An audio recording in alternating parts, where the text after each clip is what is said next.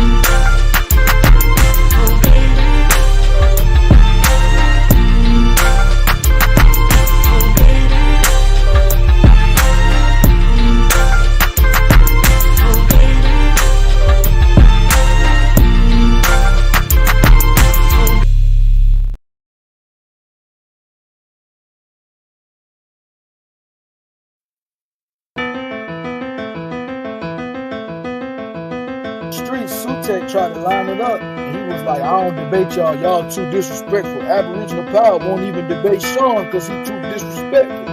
He is though. No, he really is though. I can't really like you, bro. You cool, not a coincidence. I actually chop it up, but niggas that come off too heated and disrespectful, like I said, I'll debate you, bro. But we gotta get in the ring first. If you want to be disrespectful like that, at least disrespect me in the ring, bro. Let's start now, bro. Can you disrespect me in a cage, bro? Like, I'd rather just do that. Then we go straight from the cage. I mean, put your ice on the way to the motherfucking computer, and we'll debate directly after that, nigga. Shit. That's why I don't need these.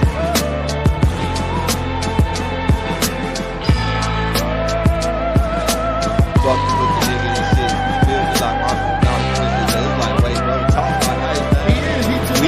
We gotta get face to face with you to talk to you like that, my nigga. Yeah, you feel me? Go ahead, I got my brother already. Peanut, what's the word, my brother? What's the champ? Yeah, I appreciate you, man, but lucky, let me say this, man. First of all, I'm an older brother. I'm young in spirit because I stay in shape. But I'm older. I deserve respect. Don't lie on me. You're not going to get nowhere lying because that's what's going to make you fall face first. Second of all, I'm well known in the Pan-African community. I'm not nobody new. You're younger than me. You don't know this. I didn't put in work and expose Rob Bourne, Sutek, any of them people over there. They know it deep down inside. And I'm gonna be long-winded. I'm a Moorish American. I already had back and forth with them dudes. They erased videos. I'm not running from anybody. Don't ever say that stupid shit again.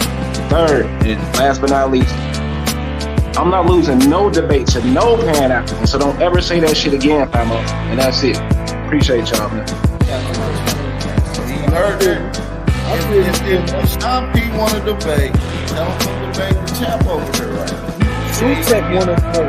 So this like it's a pecking order. It's a pecking. So Sean want you, and Sutek want him. You say PMF ain't no. It's no problem. It's no problem, man. Let's set up a Sutek debate, man. I don't like him anyway. Okay, so I love that song, bro. I love that warrior mentality. I love to tell Sutek.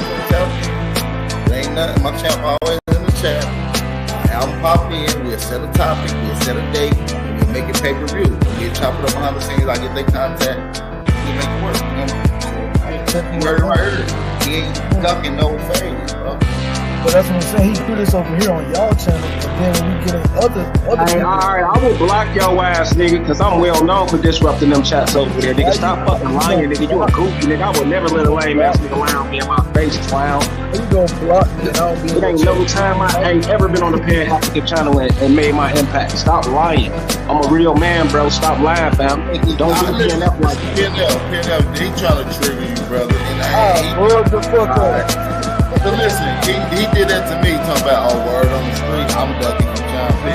I've never even had but one conversation with this little disrespectful motherfucker. Oh, okay, yeah, he a little lot. He like, no, he like,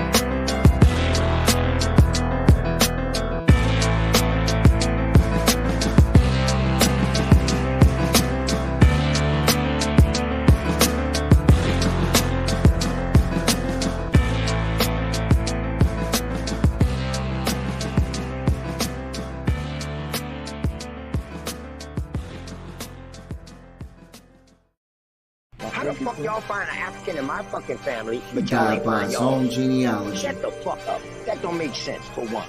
Listen, y'all don't know what y'all did. I don't feel like you standing on business. Y'all lied on me, because y'all won't even know if that's me. And if y'all can trace that shit back to it's me, it's only 2 people in YouTube that got my information. Yeah, he died by his own genealogy. You ain't an Indian, you ain't got a lot of me.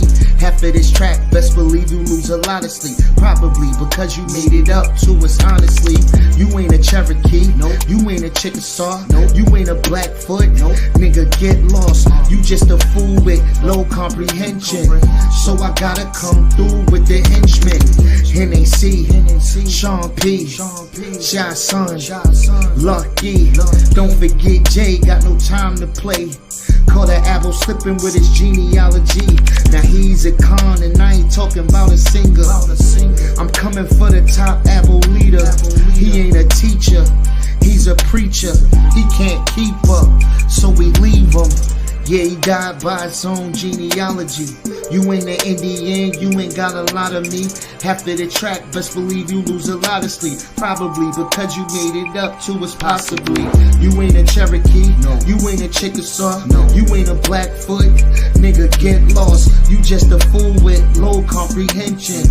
So I gotta come through with the henchmen. NAC, Sean P, Shy Son, Lucky. Don't forget Jay, got no time to play. Caught an apple slipping off his genealogy. Now he's a con. OTK, TKO. Now he's a con.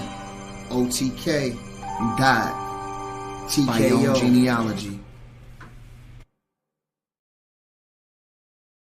From Africa, but they will be able to tell you about Africa. They wouldn't be vaguely saying they from Africa, brother. Like when a European says I'm from Europe, he doesn't say I'm from Europe.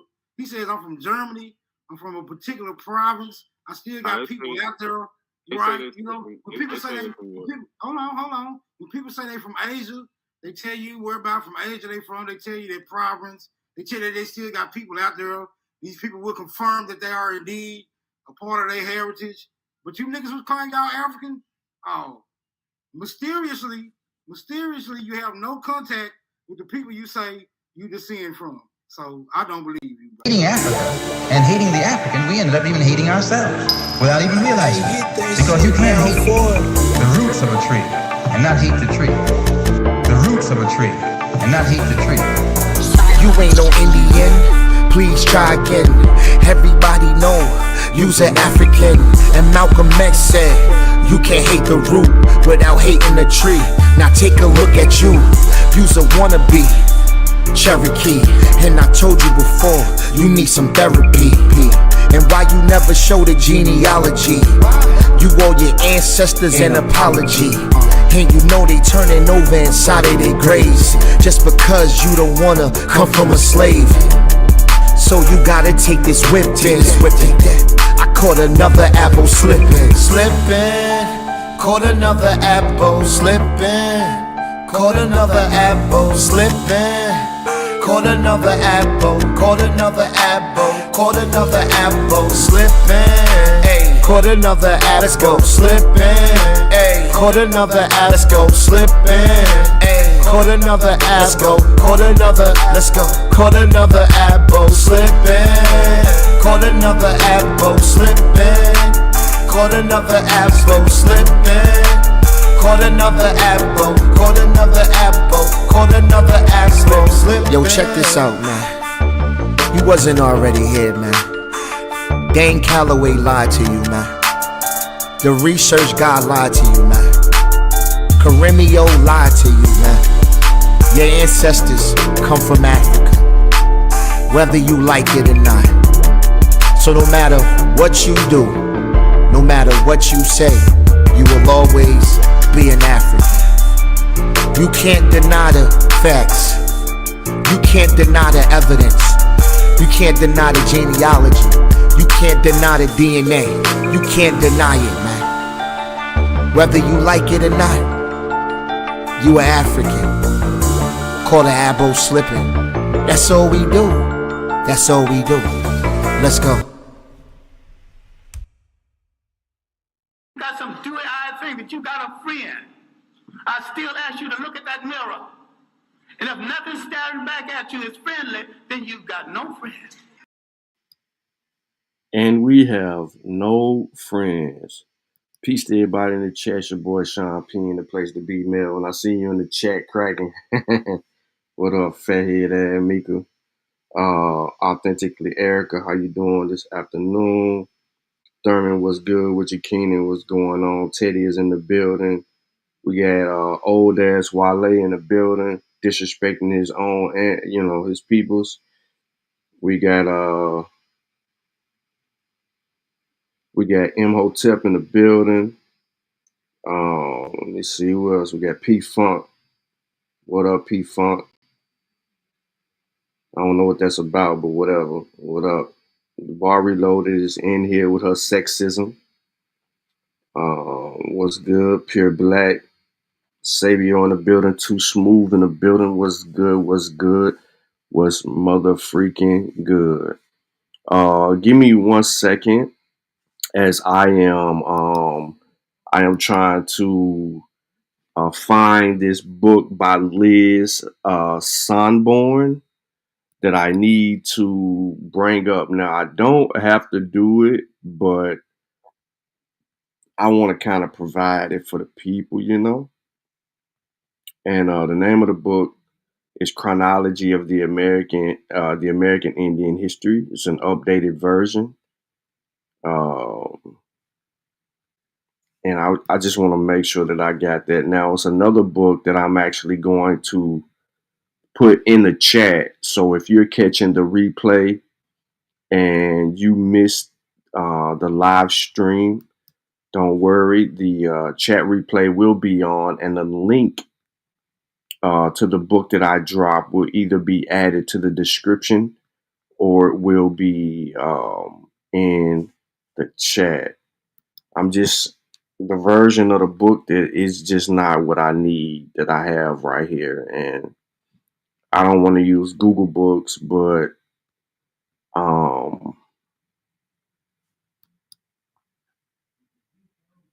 don't know. And I definitely don't want to see, they want you to upgrade. I don't want to upgrade. I don't care about that.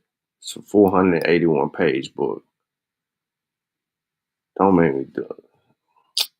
But anyway, the significance of the book is because I'm using a particular quote. And I want to use this particular, you know what? Forget it. I could use Google Books. I don't care. Y'all will get the gist of it. But it's Chronology of an American Indian History. And it's early in the book. It's early in the book, but there's a particular quote that I wanted to use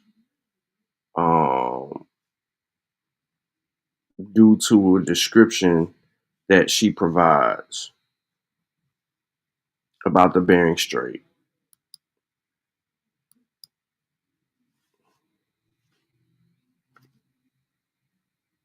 All right, so I'm going to just skip that for now. And let me drop this other book off to y'all in the chat while it's fresh on my mind. Make sure that y'all go to Same Tree, Different Branch and cop that little article about historical amnesia. We got an impactful show today. There's a couple of things.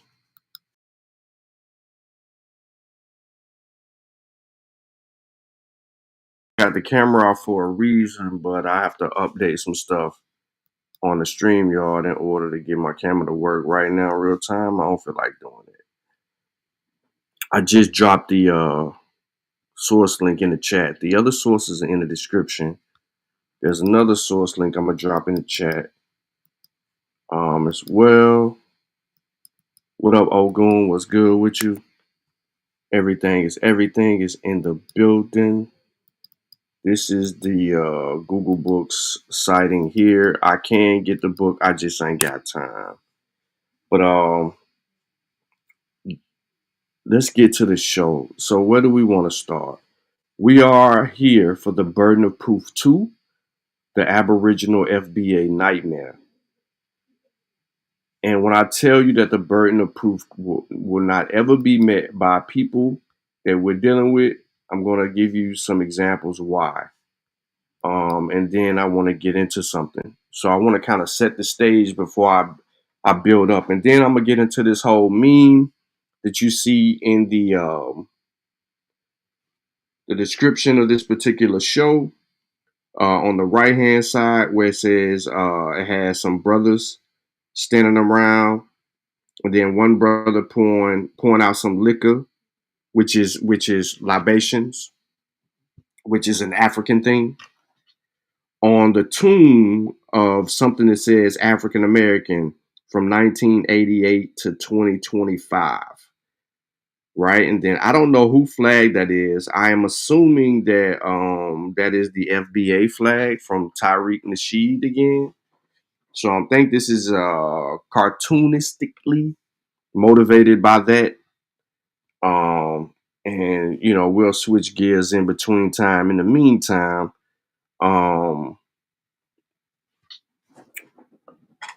let's set the table. Man, those of you straggling in right now, peace to all of y'all, and those of you who will catch the replay, peace to you too. Who's spamming? Wale? Yeah, eventually he'll be kicked out. Eventually, or he gonna run out. You know what I'm saying? He definitely gonna either get kicked out or run out. Because I ain't got time for nigga. You 78 years old and you in here fucking lying to yourself. I ain't got time for that. I'm trying to have a level head and a good build. I'm gonna try to watch my temper today too. I'm gonna try.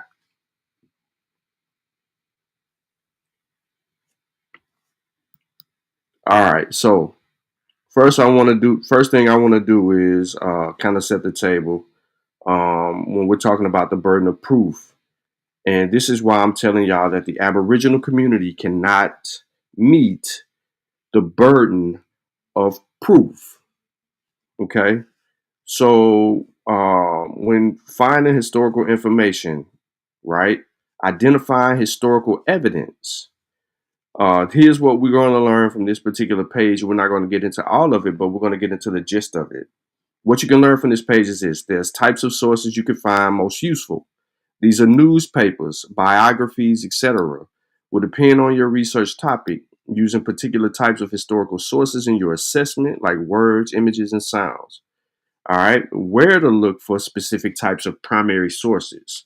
When you want to research a topic from the past, it is important to have some understanding of the type of information you might expect to find in historical records. All right, to find out and what to look for. What happened, when, and where? Who was involved or affected? So in order to answer what happened, when, and where, and who was involved or affected, you need authoritative historical overviews, historical subject dictionaries, and encyclopedias. And we're going to use an example of some of this today, because we're going to put an abo on the screen and we're going to catch another abo slipping. Why were people, organizations, events, issues, or movements significant? So you're going to need textbooks, handbooks, documentary history, and source books, journals, and magazine articles, potentially. All the things they want to deny as evidence. What did people, places, or movements look like or sound like? So you need photographs, illustrations, cartoons, historical maps, and atlases, newsreel footages, music scores, and lyrics. What were people or organizations saying about events, experiences, and attitudes? So again, news and popular press articles and interviews, the things Not a Coincidence loves to show these motherfuckers, but they hate, and I gotta say Vasa, and True Story, which is the ringleader. Biographies, oral histories, letters, publications of specific professions and occupations. So when you tell me that you've been here and you said it because grandma said, right? So outside of grandma said, which would be your quote unquote fake ass oral history, what do you have that supports that? Because everything you're going to write, you're going to conflate. And when you conflate it, we catch it. So when we use your genealogy, which you haven't done, we come to find the white man. every single time, and you being a slave. No matter who you are and what you claim, we find a white man and you was a slave. Public or specific professions and occupations. What was the government officially saying or doing? So now you got government announcements, debates, and reports. This is significant in history because these people will use governmental records and things that governments are talking about, and then they will try to flip it and say, oh, it was reconstructed and things of that nature, right? How many were involved in, produced, or affected by events, movements, or issues? Statistical yearbooks and reports. This is the death blow to all of their bullshit. Why? Because they will tell us, how did we grow to be 40? They don't say, how did we grow to be 40 million? They say it's 40 million black people in America, as if the population for the black people in America has always been 40 million. As if people aren't dying and being born every day at different rates. As if we can't get the statistical data on the dying population, the people that we lost and the people that we gained. Right? So statistical data is a thorn in the side of their lies. So now you got to keep, you want to keep track of your sources. You want to analyze and evaluate your sources. That means you need to make sure that you have an historical research worksheet. Some people don't even use this, and I'm going to show y'all what this is. Let me show y'all what this is, because this is one of those things that you need, but you didn't think you needed it until I put it on the fucking screen to show you. Excuse my language.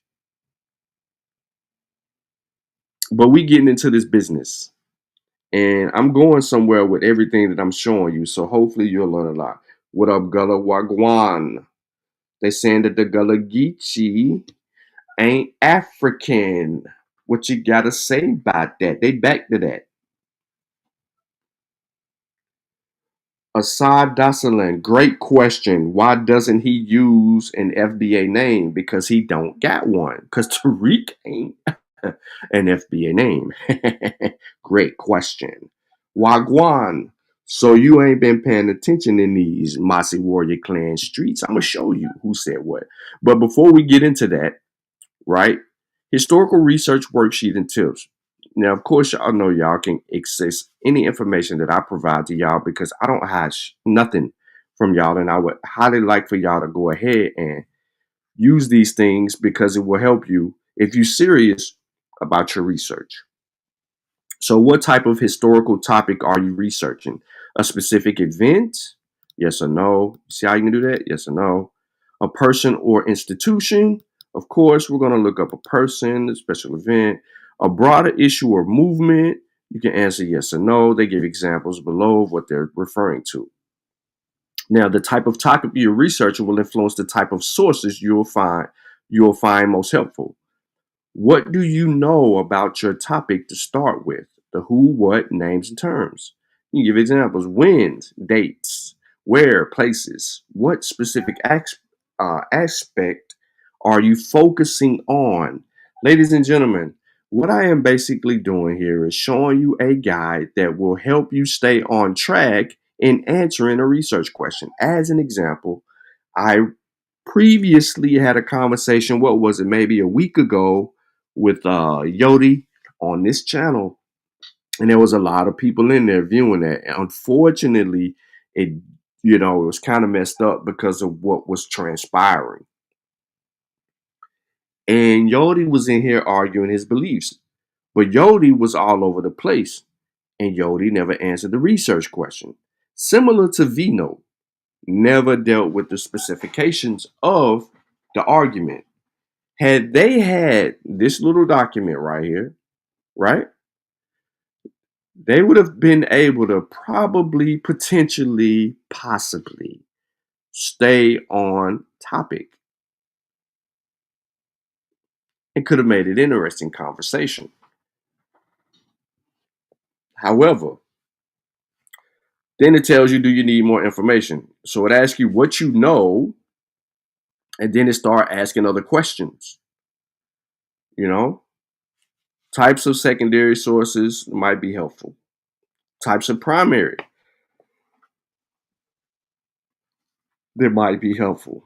All of this is doing is keeping you on track. That's it. That's it. And then it start helping you train yourself to document where'd you find this particular source and the usefulness of finding this particular source. And then you begin to become better at challenging the things in which you hold a position on. Yes, we talk, y'all know I be talking methodology all the fucking time. Everybody knows that. There's shows, there's programs, there's all kinds of things. But in order to come up out of a belief, you have to be willing to challenge that belief. So that's this document right there. And like I said, it is available to you on this source, right? And then there's a primary source analyst tool. Use this tool from the Library of Congress to record your responses to a primary source. Primary source analysis tool example. So here you go. Like I said, I'm setting the table.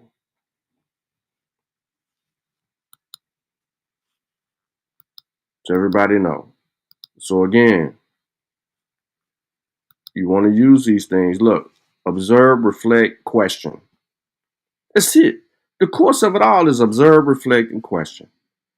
Instead of getting on a panel with us and asking us 1,000 goddamn questions that you just keep on making up on the whim, challenge the shit that you're questioning. Right? So all of this material is available there through investigation. Basically, at the end of the day, it's really all you're doing is learning how to investigate. Unfortunately, a lot of people don't want to do that. But women are really good at this because, they like investigating shit. They love all of those shows. It intrigues them. You know what I mean? Relationships lead them to investigating. They love YouTube. They love going on Facebook, looking up shit, finding shit out on people. They're great investigators. All right, activity and self-assessment, finding historical information, identifying evidence. There's a tutorial on this, which is 12.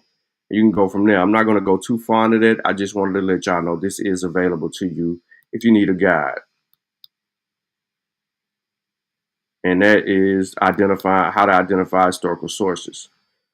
Next, in the scientific realm, you want strength of your scientific evidence.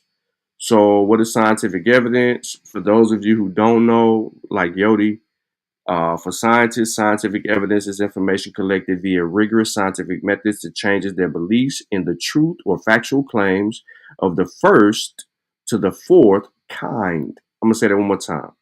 For scientists, scientific evidence is information collected via rigorous scientific methods that changes their belief in the truth or factual claims of the first to the fourth kind.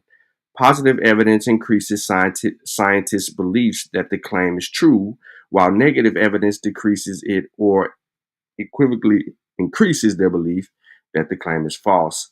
Did I say that word right? Strength of evidence. Scientific evidence varies in quality. High quality or strong evidence is that for which the change in the scientist's belief in the truth of the claims is large. Weak evidence is that for which the change is small. This change in belief is relative to scientists' belief in the absence of evidence. Strength of evidence underlying causal hypothesis. For scientists, the strength of evidence provided a scientific study is determined by the quality of the study design and the methods used, including study execution, the extent of an indirectness and extrapolation, and the strength of association between hypothesis, cause, and effect. I'm not going to get into all of this, but there are ways to strengthen your evidence. This is a guide to help you with that. Now that I have the table set, I want to start some shit now.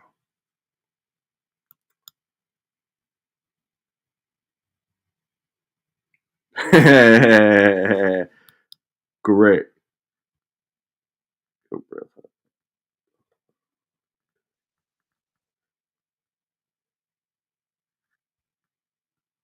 Let me see. Oh, y'all talking to each other.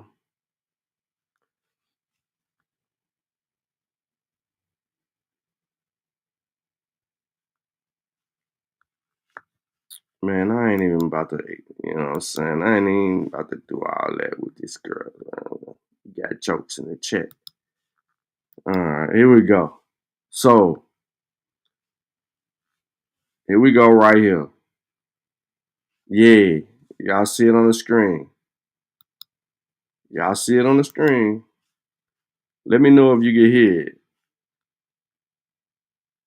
The American Negro Academy was around before Herskovich. Facts.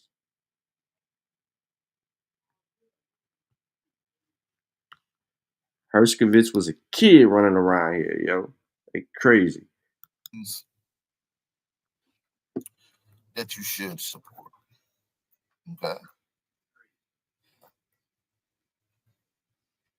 We got a lot to get into. So we're going to be dealing with the history of the copper gods of America, the mound builders who was masters of metallurgy, masters at copper workmanship, and we're going to get into some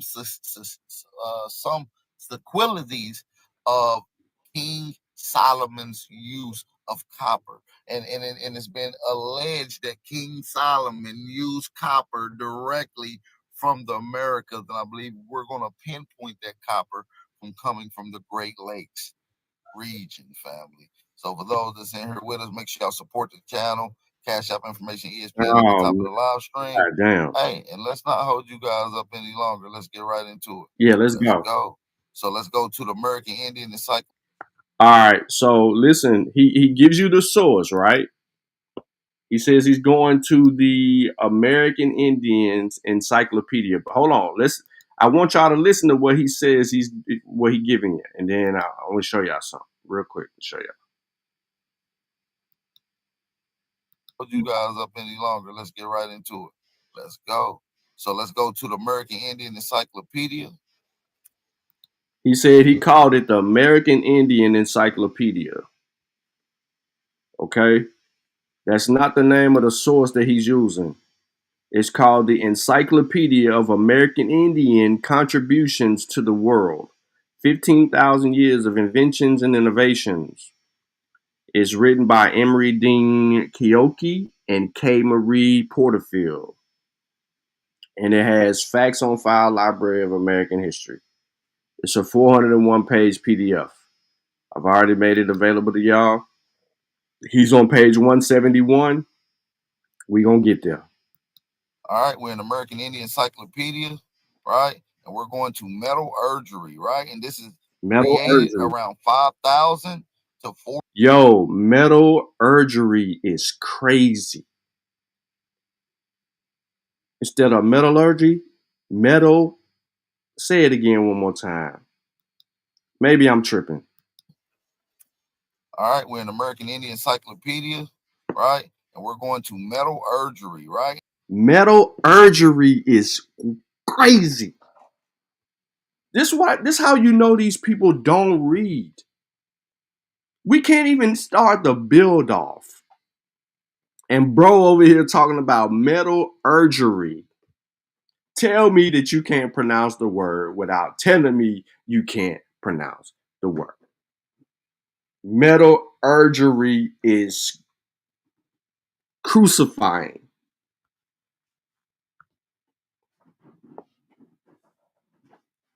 So it ain't metallurgy, it's metallurgy. Where'd the urgery come in at? He said urgery.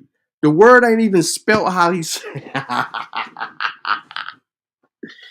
All right.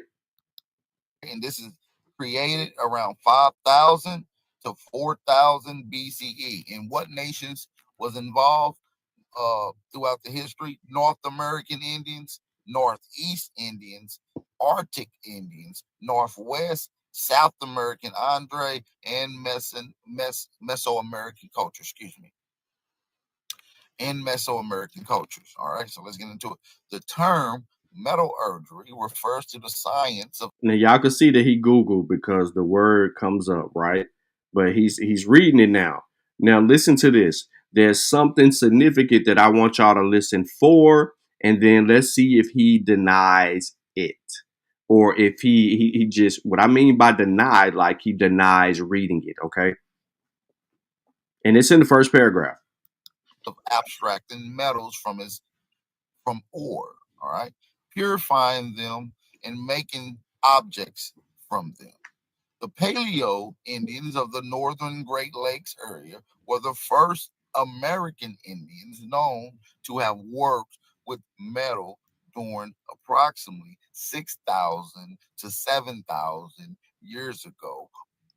Are the Aboriginal copper-colored gods, the indigenous black mans, the Indians, are they Paleo-Indians? Are they Paleo-Indians? The source says the Paleo-Indians of northern Great Lakes area were the first American Indians known to have worked with metal. So are they talking about the Aboriginals, the Wabos, the indigenous Indians, the Black Indians, come on now, the autochthonous ones? Are they talking about y'all? Are y'all the Paleo-Indians? Because this book is talking about your very first source, my guy, is referring to the Paleo-Indians. And y'all ain't them. So let me let you read a little bit more. Let's see if you get to my second thing, and then I'm going to go in. So we heard him say that the Paleo-Indians were the first people to work with metallurgy. Let's see what the second part of this says, which is significant before the paragraph ends, if he gets there. According to Susan Hazen Hammond, author of the Timeline of Native American History. Okay, now they are the first metal workers in the world. These are some of the first metal workers in the world. So we're talking about prestige metal workers. We're talking about the people who invented the skills and the process and the science of abstracting metals from its ore, purifying them, and then making objects from them.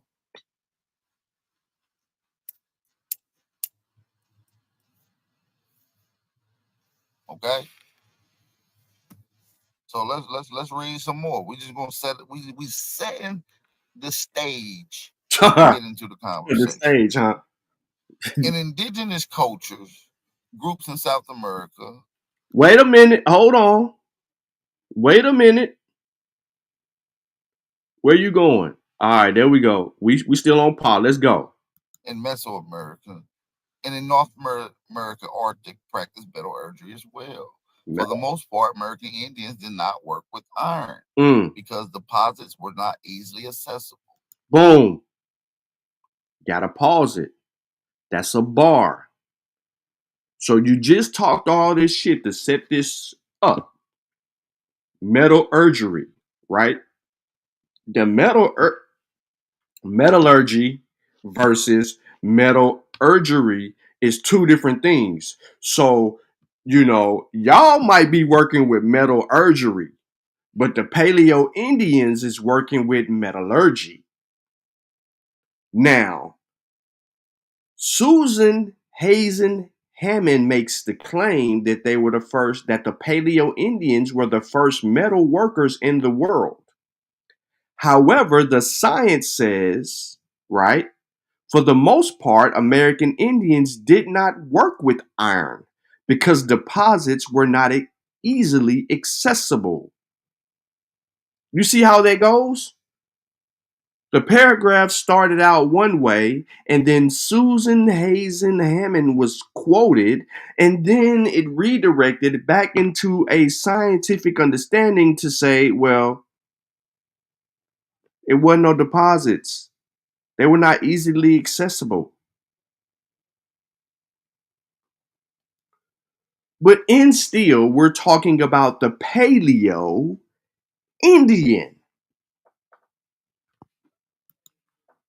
The Polo-Inuit, who lived in what is about. Hold up. Did you say polo? Bruh.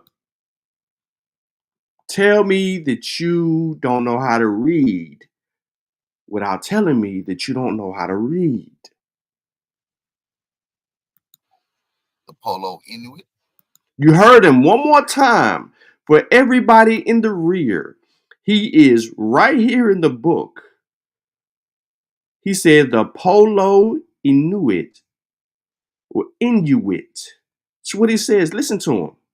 Get into the conversation. In indigenous cultures, groups in South America, let me make it bigger. In Mesoamerica, and in North America, Arctic. Make it bigger. All right, everybody should be able to see it a little bit better right now. I'm making it bigger. Okay, we still on the page, right? We still on the page. We are right here where you see the second metallurgy green highlight mark. If you can see that, the next word says, for the most part, American Indians did not work with iron. True story and common is not in the way. We just leaving it up here for historical perspective because it needs to be. But everybody should still be able to see where my arrow is. We're here. Second metallurgy highlighted. There we go.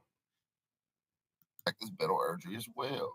For the most part, American Indians did not work with iron because deposits were not easily accessible. The Polo-Inuit, who lived in what is Baffin.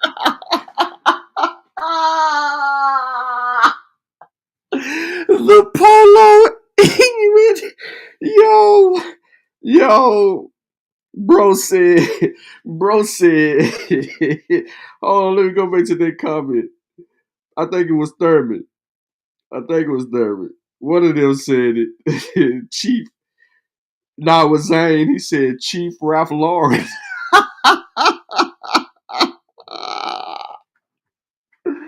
Yo.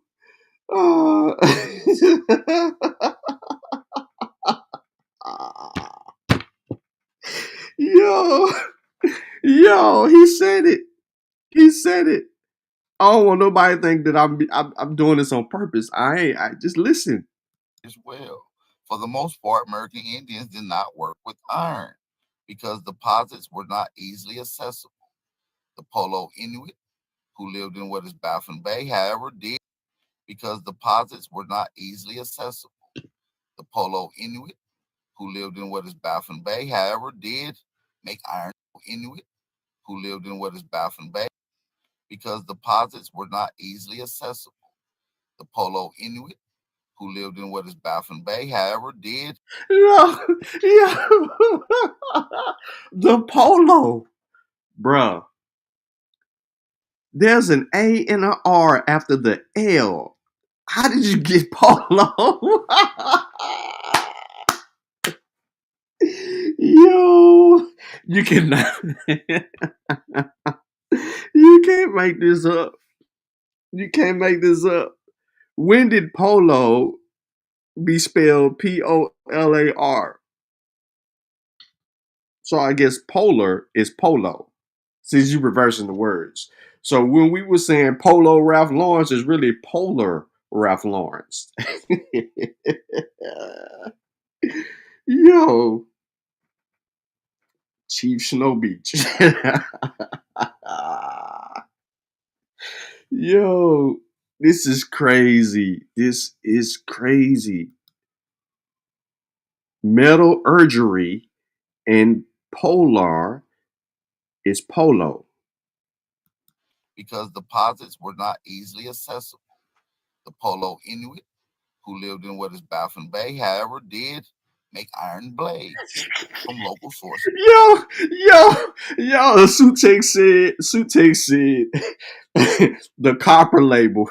Cause y'all know Polo got the they got the perp and he got the copper label.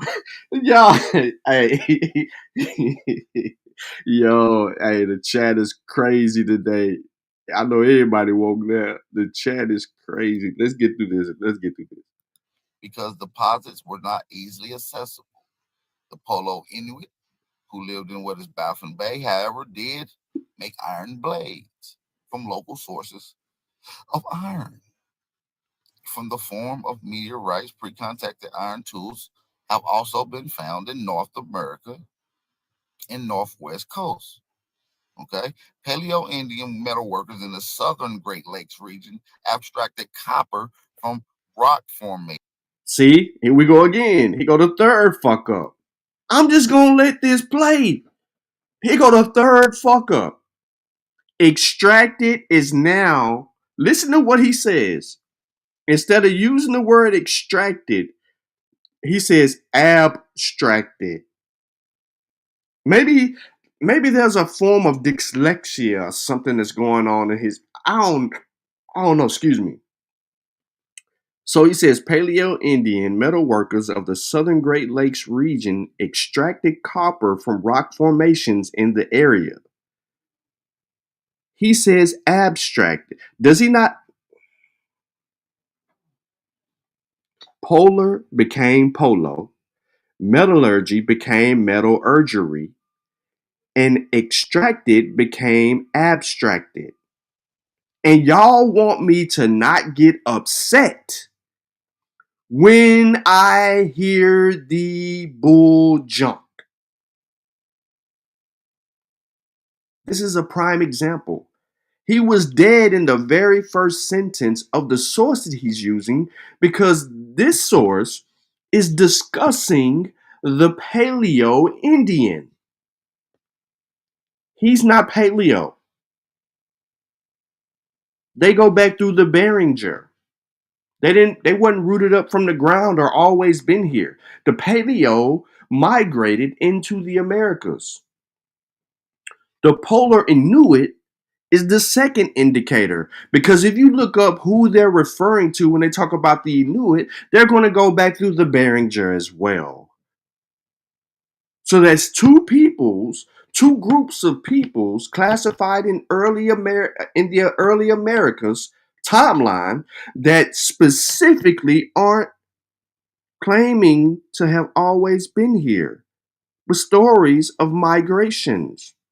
And then they will say somewhere in their migrations as they go down, we've always been here to some degree, or they'll say this, that, or the third. And they ain't black.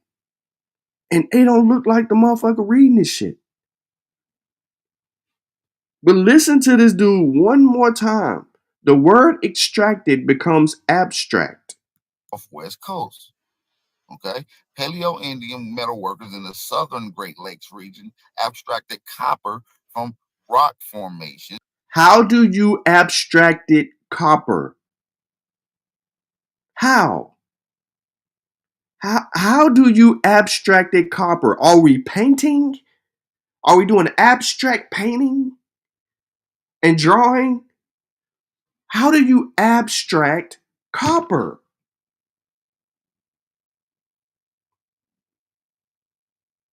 Anyone in the chat know how to abstract copper?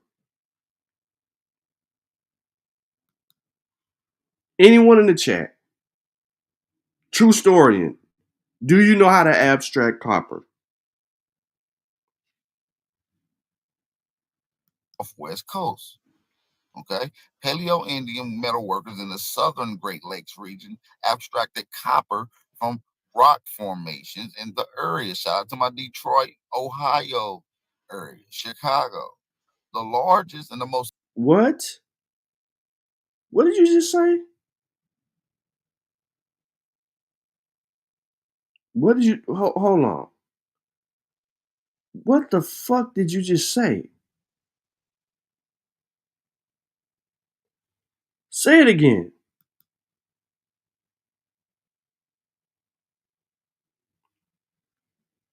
Ladies and gentlemen, they tell you what they're talking about. Listen to this mofo. Formation in the area. Shout out to my Detroit, Ohio area, Chicago. The large southern Great Lakes region abstracted copper from rock formations in the area. Shout out to my Detroit, Ohio area, Chicago.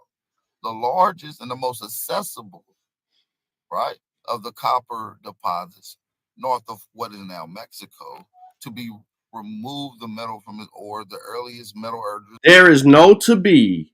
It says to remove the metal from the ore. There is no B in the bro. What the?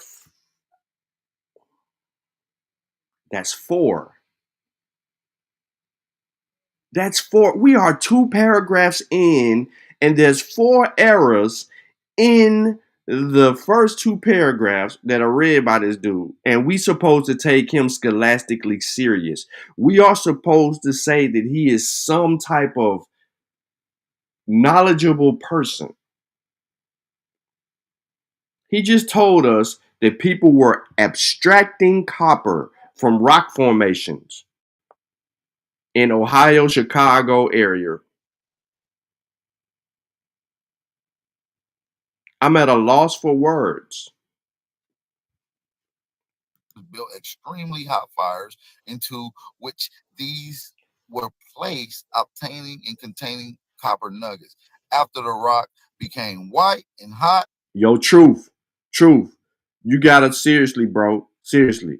You gotta add that one into your files. You know what I'm saying? Of your AI stuff, your AI magazine. You gotta add the abstract copper, bro. You gotta add it. You gotta. With the copper in the background. You gotta make that one. That's gotta be in the magazine, bro. I'm telling you, if I see you put that in the magazine, it's going everywhere. I'm buying multiple copies of the magazine. I cannot wait.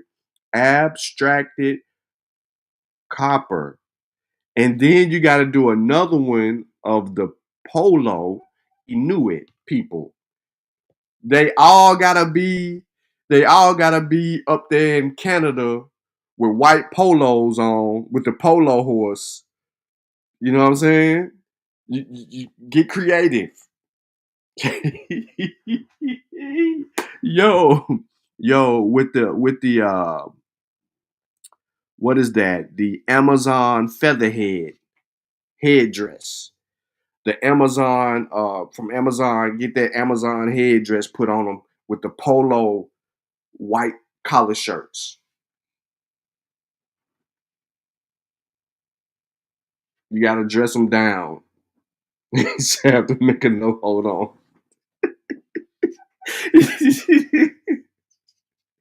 They listen to me. They gotta be. You gotta have the Inuit wearing polo shirts, right? Abstracting copper from rock formations, right? And you gotta put the copper colored metallurgist. And you ain't even gotta say the copper colored metallurgist or metallurgery. That's the name. There you go. Boom. Metallurgery. That's the title. Metallurgery. And then you could kind of notate it at the bottom. You know what I'm saying? You got the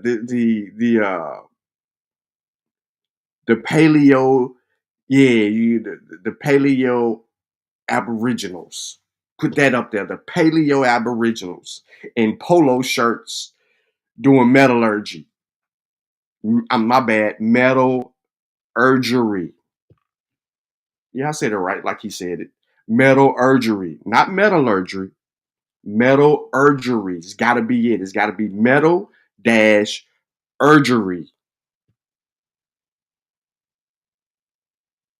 You got to do that one, bro. Classic right here. Courtesy of Courtesy of, if you want his real name, I can give you his real name. Robert Denzel. His name is Robert Denzel. Hold on, let me give you the whole real name. We want to give, because we got to give him research credit. You know what I'm saying? He done found some stuff we ain't never seen before.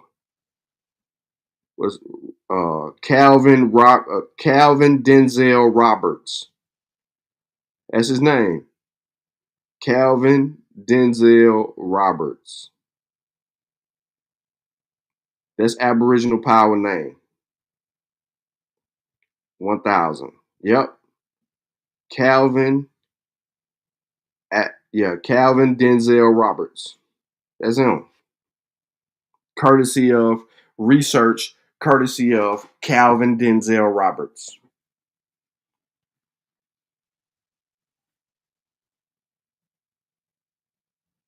Sutek don't want that part in there. He said, I don't need this real name. Okay, I got you. They were immersed in coal. This caused the copper containing rock to crack and fall apart. So they're just purifying and taking the thing. Now listen, the Paleo-American. Nah. Read the rest of it. No. Don't skip over that, bro. So it says, this caused the copper containing rock to crack and fall apart. Most of the rock in which the copper was encased came off, and the residue that remained was cleaned off with copper tools. Now let's go. Don't do us like it. Indians or the Aboriginals. No. The Paleo-Indians are not Aboriginals, bro. The Paleo-Indians are not Aboriginal. This why I told y'all earlier, we finna catch a body.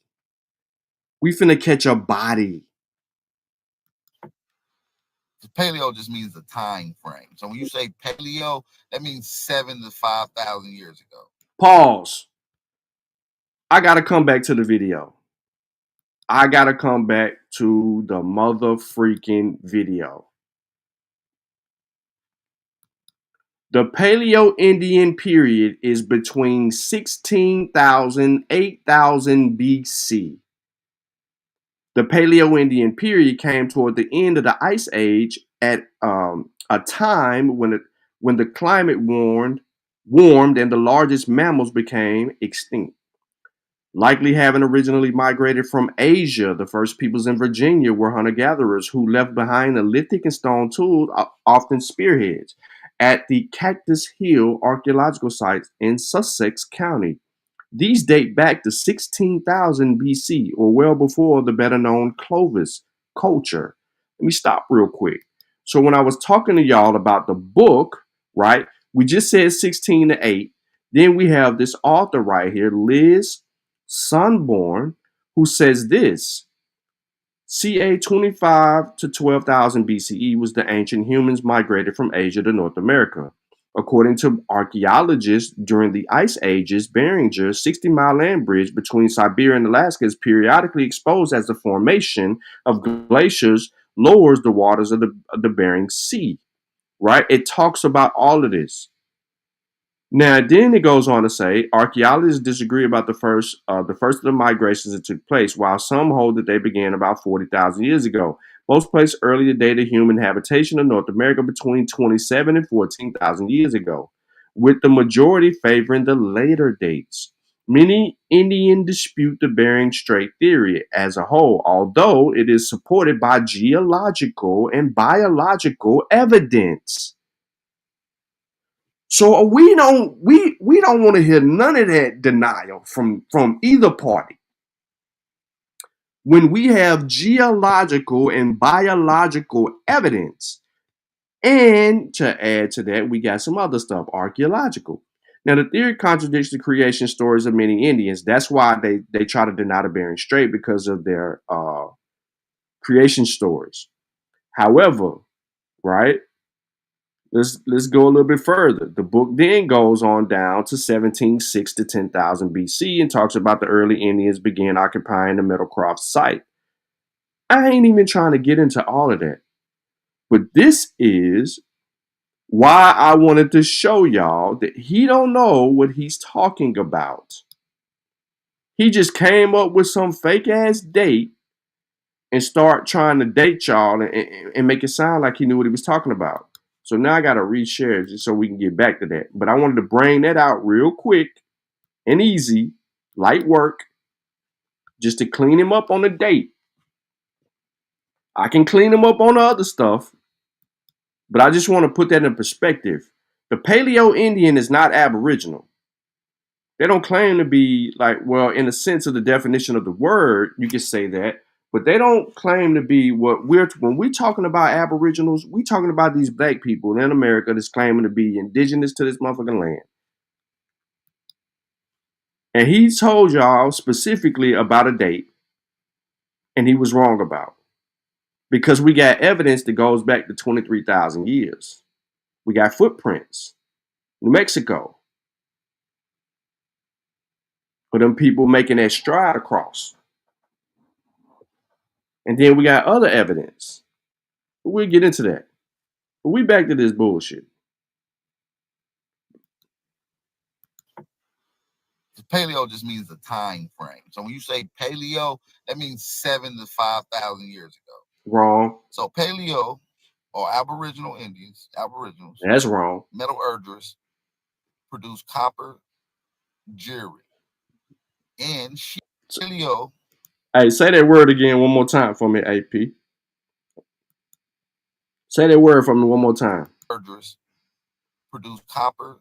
Paleo, that means 7,000 to 5,000 years ago. So paleo or Aboriginal Indians, Aboriginals, metallurgists produce copper, jewelry, and sheet metal. They also produce copper drill bits, copper picks, copper projectile points, copper owls, copper fish hooks, copper gorges, copper knives, copper pendants, copper axes, copper beads, copper wedges. So we're talking about the masters, the gods of the copper god. We're talking particularly about the copper gods. Okay?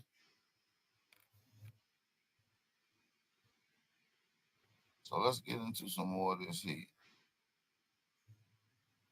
We got some more heat to get into. We got a lot more to get into. We just want to set the stage for metallurgy. You know, these people being the first people in the world. Let's get into it. So now it said the process of the process called annealing made it soft and malleable. The Great Lakes. Say it again. Soft and what? Say it again, bro. You know, these people being the first people in the world. Let's get into it. So now it said the process of the process called annealing made it soft and malleable. The Great Lakes Paleo-Indian copper items were highly valued by other cultural groups. I want y'all to keep this in mind. They were highly valued by other cultural groups, family. I'm going to show you how we probably had the first metal factories in the world, internationally distributing metal, in this case copper, around the world. So now it was highly valued by other cultural groups and became an important trade item with the Southern Great Lake Paleo-Indians. These copper items were so highly valued as trade goods that modern archaeologists have found them from the Gulf Coast of the Atlantic seaboard, from the Ohio Valley of the Great Plains. Very valued. Now listen, copper technology was developed about 1000 BC. That's around 3,000 years ago, family. 1000 BC is around 3,000 years ago, okay? In southern highlands of present-day Peru, as well as the Shavan who lived in the northern highlands of what is now Peru, were the first ancient Americans to create metal foil, which ultimately gave birth to the synthetic alloyed metal that we call aluminum foil. So we're talking about the masters of metallurgy, the masters of gold. What the fuck? No, I'm sorry. I'm sorry.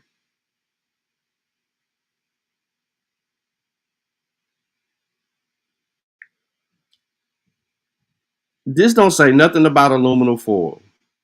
Nothing about aluminum foil. I was trying to be quiet and just kind of let him go.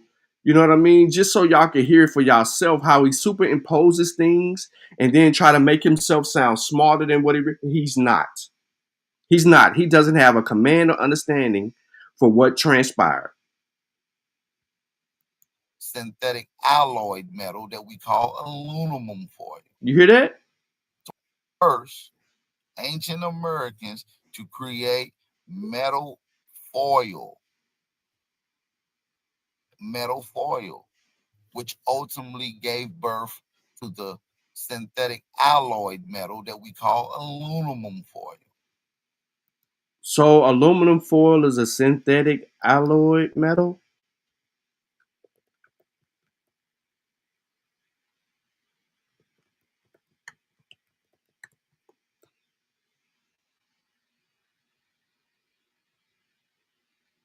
Let's look that up.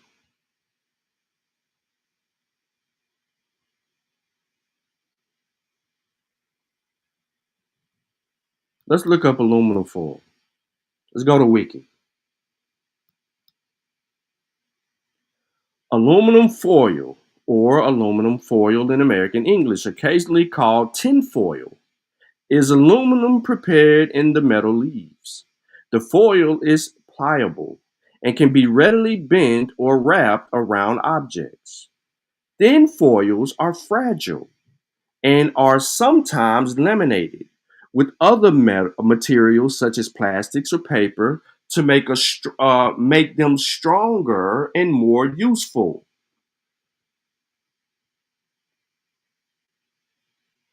Aluminum foil supplanted tin foil in the 20th century. In the UK and the United States, it's often informally called tin foil, just as steel cans are often still called tin cans. But let's get a little history here.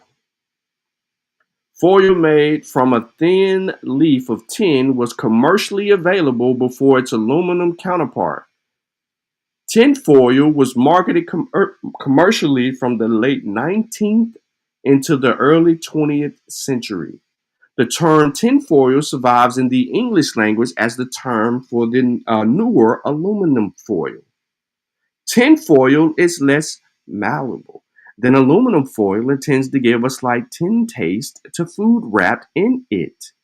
Tinfoil has been supplanted by aluminum and other materials for wrapping food.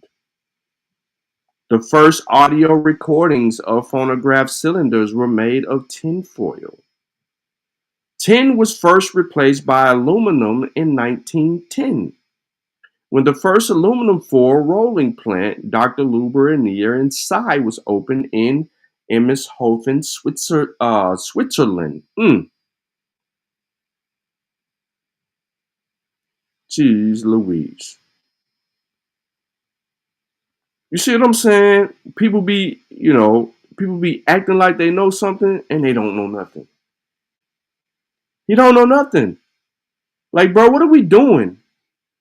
What are we doing here? What is this really about?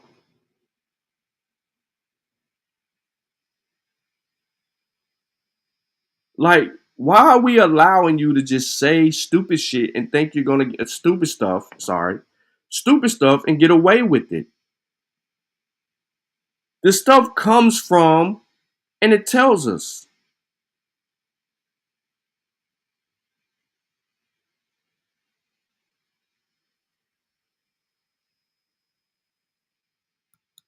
Watch it. A metal leaf, also called composition of a leaf or slegmeto, is in a thin foil used for gilding and other forms of decorations. Metal leaves can come in many different shades due to the composition of the metal within the metal leaf. Examples of variation of shades of metal leaves can be found in ancient Egyptian gold leaves, as the silver content within the gold leaves could make them appear bright yellow or paler shades of yellow. Some metal leaves may look like gold leaf, but do not contain any real gold. This type of metal leaf is often referred to as imitation leaf.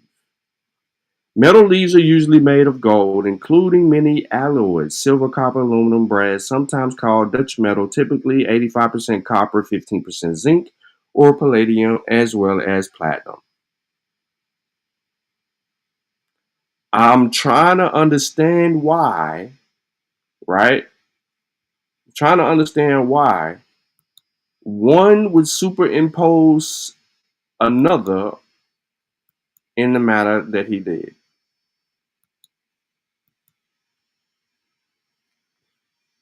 Look at Wale in the chat trying to back up the stupid shit. So we're talking about the masters of metallurgy, the masters of gold, the masters of copper technology. Made of the masters of gold?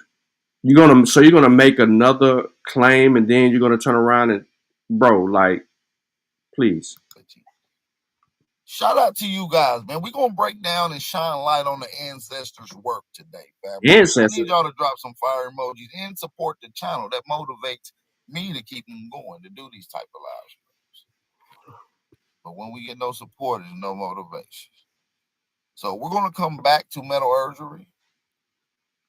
We're gonna come back to metallurgy in just a second, but let's pull up this next clip. Because we're gonna be exploring the history of the mound builders. Pause for station identification. Goddamn. So here's the book that this information comes out of. Right? I made it available to everybody in the chat. And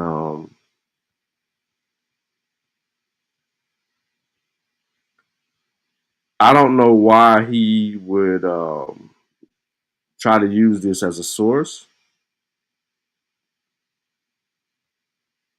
to project. And as you can see, he started with metallurgy or metallurgy, as he would call it. And then he gets us off of that by making a couple of claims inside of that. And then he switches his gears to mound builders. And this is the encyclopedia. So it goes from, A, B, C, D, E, F, G. But hold on, let me do this. So I just want to show everybody that I got the same book. What page I'm on? 46.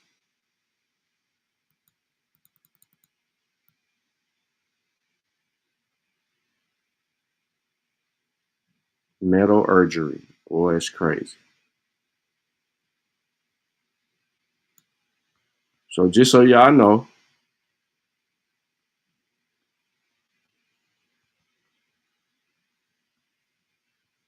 there you go. It's the book. It's the book. But watch this. Let me see if it's in here.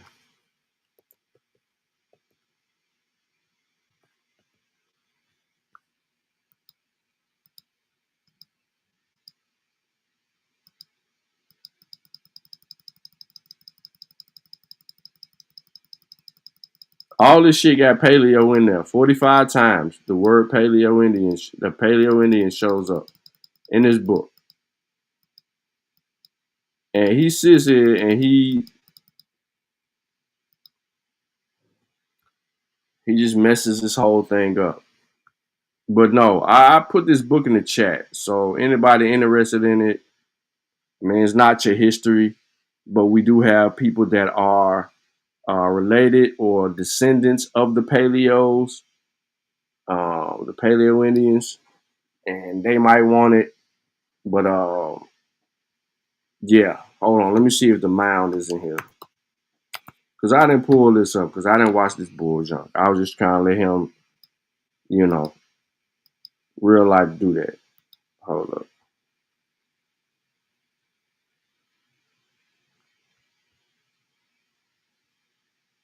Abstract. Abstract copper. All right, let me get him back on the screen. But I just wanted y'all to see that. So he admitted that the Paleos was the first people here. After he says the Paleos were the first people, it's over. Who are they? Because we now know that they are not the Paleos. Who are they?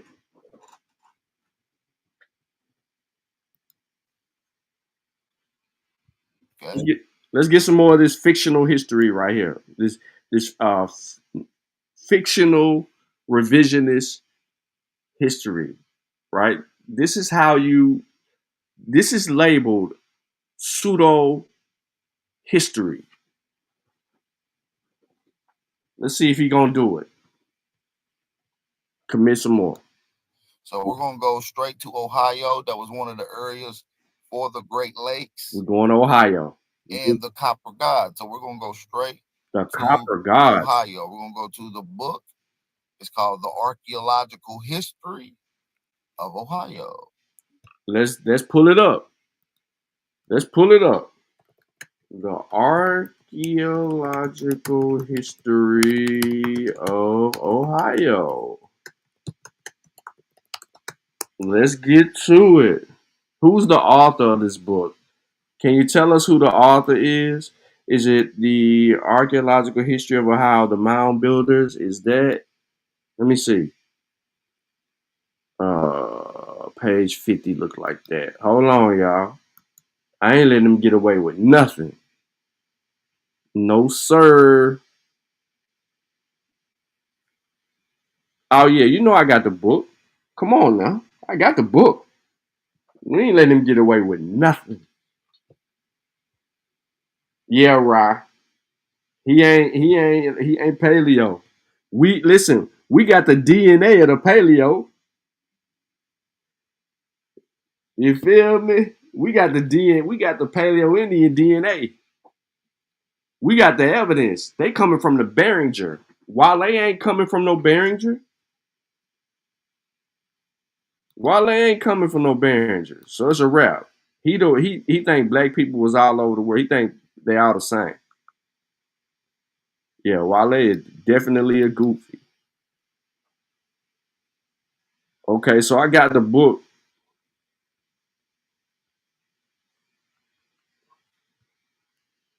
Just give me a second. I think this is the book.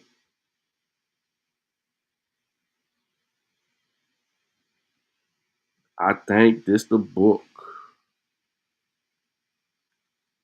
Let me do this.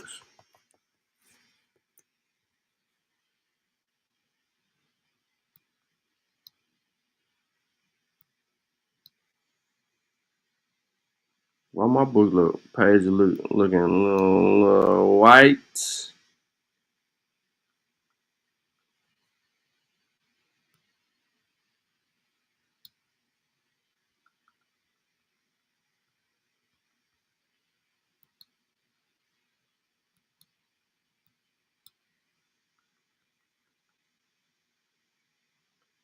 All right, I'm trying to get to where he is in page 50. So just hold on.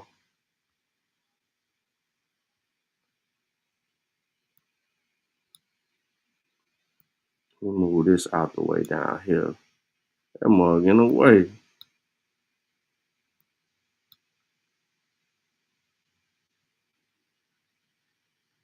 Origin of the Mound Builders. Damn, I skipped a whole lot of pages.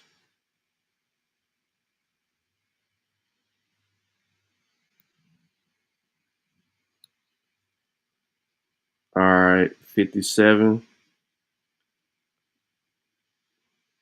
Here we go, y'all. Lights, camera, action. Let me make sure we got his page up.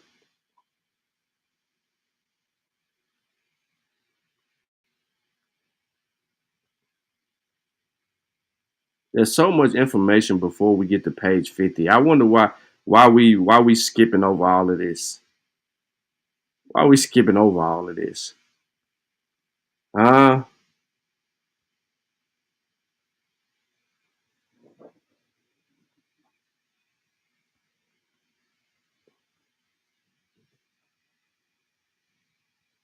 Look at that.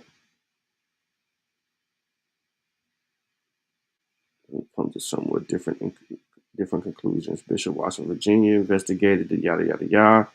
Yada, yada, yada, yada, yada. Gilman is not content with an origin so near home as he speaks of the mound builders, mysterious people, a race whose craniological development and evidently advanced civilization apparently separated the North American Indian to the Allied Byzantine type. Payne advocates that the Carib origin of the mounds. He bases his argument on the well-known fact that the Caribs made canoe voyages to Yucatan and to Florida. Consequently, he thinks there is no reason why they should not have sailed up the Mississippi. Alrighty, so we got a little argument going on before we get to page 50. A little argument going on. Okay, so now I got his page 50 up. Let me make sure his page 50 matches. Before femur, the carving comprises human and animal faces, ovals. Okay, yeah. We on the same type of time. All right, so his page 50 looked like this. Now, we don't know where he gonna go, but there's an argument a few pages above all of this shit. Carpal tunnel syndrome. Goddamn Vyasa. This mofo. Oh, that's true. Oh, yo, here we go. Hold on, ladies and gentlemen. We have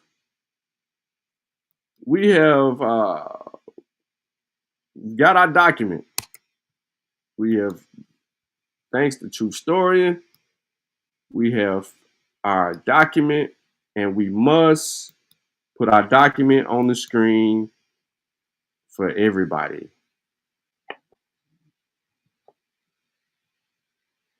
I'm there. I'm checking. Ladies and gentlemen, we have our document. El Documente. Hold on. Before we go any further, we got to pause for station identification as we have a good thing. This motherfucker work fast.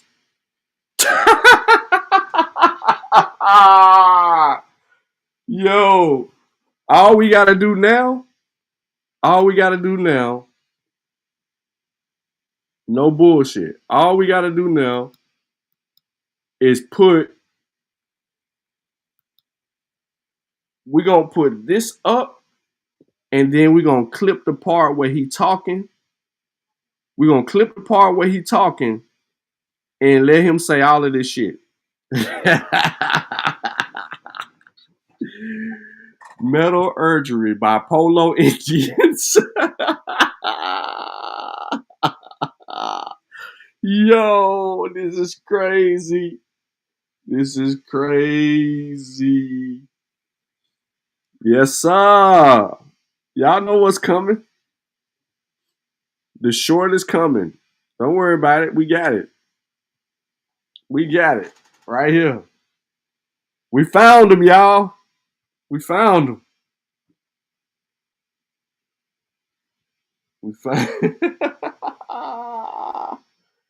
We found him, y'all. We found the Paleo-Indians doing metallurgy. Yes, sir. That boy creative. Man, y'all gonna have to take AI away from truth. Definitely. Yes, sir. We got them. I got it right here. First documented Polo Indians digging for metallurgy. Right here. We been here. We been here. Right here. It look like Vyasa over there. Right here. Vyasa right here. Yeah. Thomas, Oklahoma right here. You know what I'm saying? That's Dane Calloway. That's shit, PNF. And behind PNF is Original One. And then this is Phoenix Moon. Yeah, that's how we going. We got only one real one right here. You know what I'm saying? You know, one real one right here. And everybody else pretending to be him. That's it right there. Metallurgy by Paleo-Indians. God damn.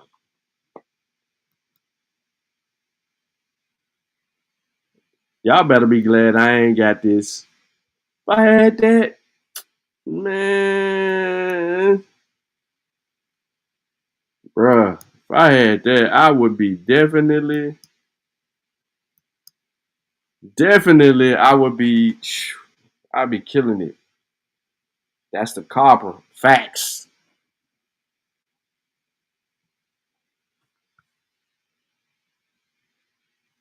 Facts.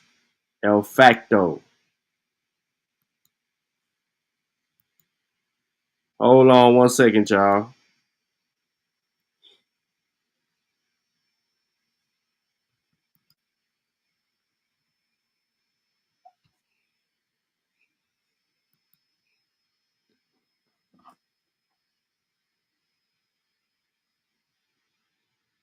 Hold on 1 second.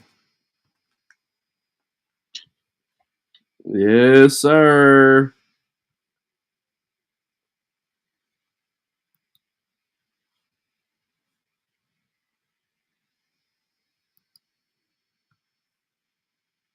Come on, man. They don't get no better than that. Metallurgy by Paleo-Indians. Yo, it's crazy.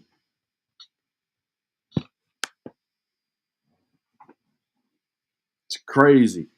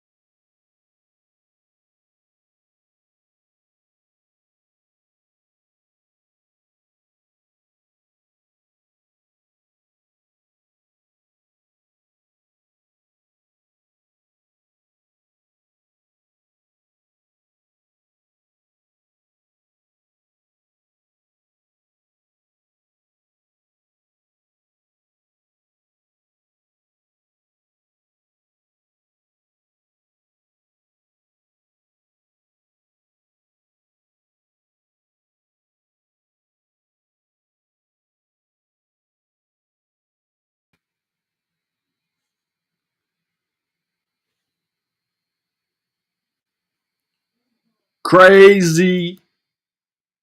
Crazy. I had to fix my thing real quick. My bad, yo, but that was crazy. That was crazy. All right, so let's get back to the business, man. One more time, one more time, one more time, one more time, one more time.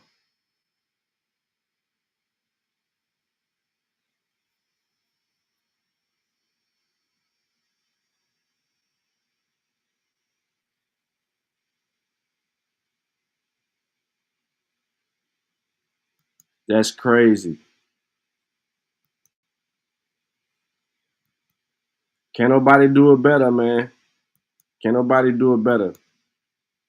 All right, so again, we're on page 50 of the book that I got from old boy.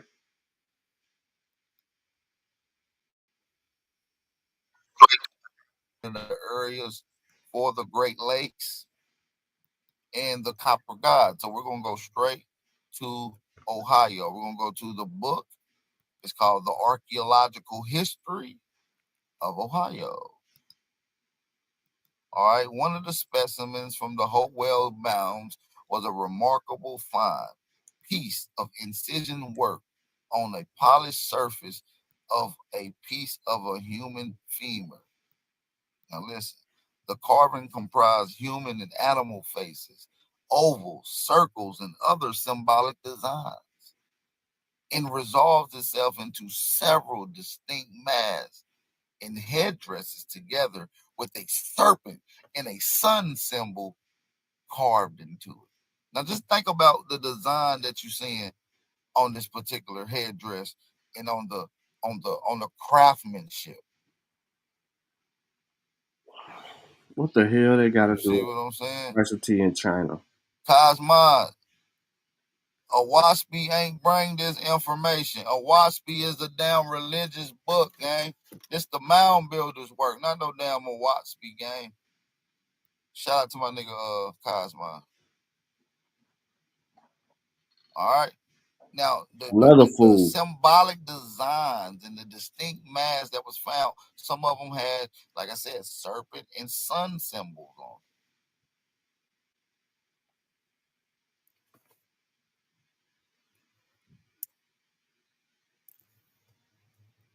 We're going to come back to the symbolism. The symbolism is very crucial into our understanding. All right. So it had the sun and serpent symbols. The designs on these carvings are repeated in the form of objects found in the same mound. The most striking resemblance was found in one of the masks, which in the carving is surmounted with a headdress in the form of the deer antlers, while the mound was found a skeleton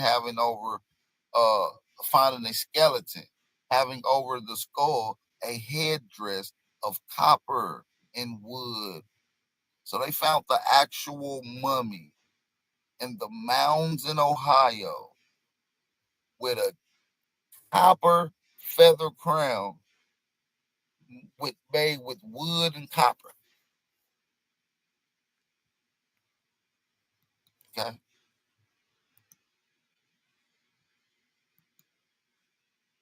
The carving comprises human and animal faces, oval circles, and other symbolic designs, and resolves itself into several distinct masks and headdresses together with the serpent and sun symbols.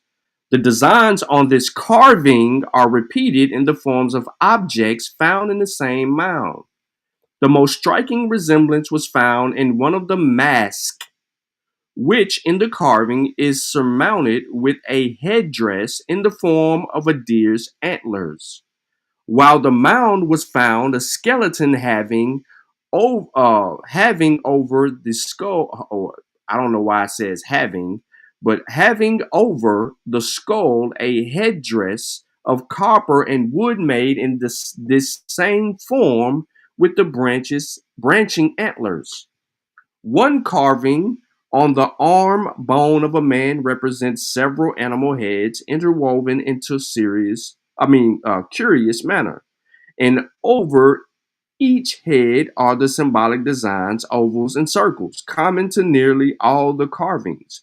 These lines are arranged in such a fashion that portions of each head form part of another above and below.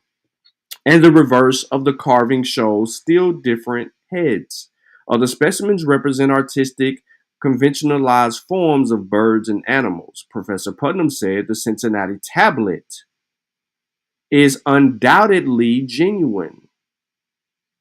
What he is describing is a tablet.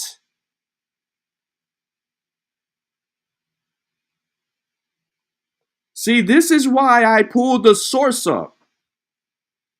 Hold on. Because y'all can't see it on his page.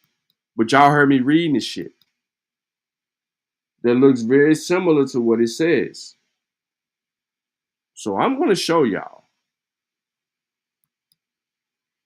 Right here.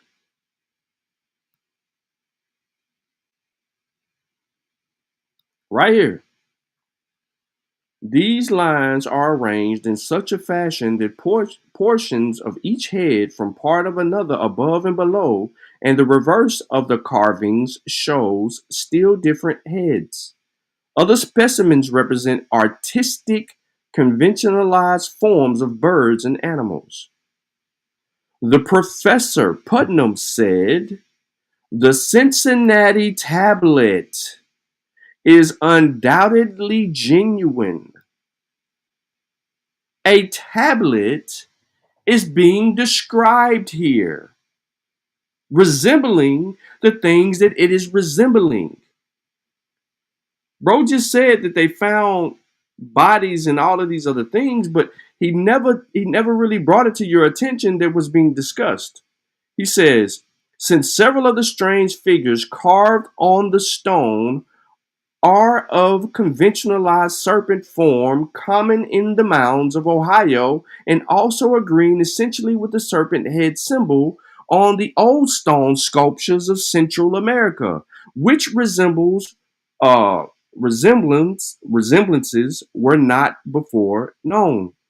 This stone was also found to have lines identical with those on a piece of copper found in Hopewell Group.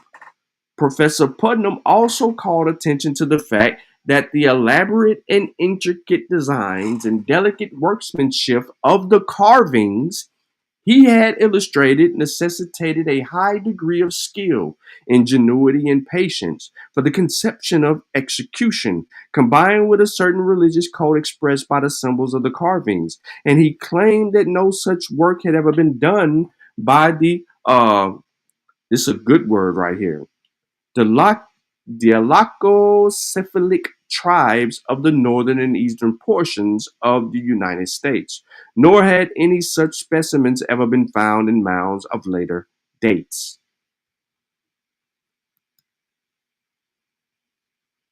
What are we talking? The carvings comprises human and animal faces.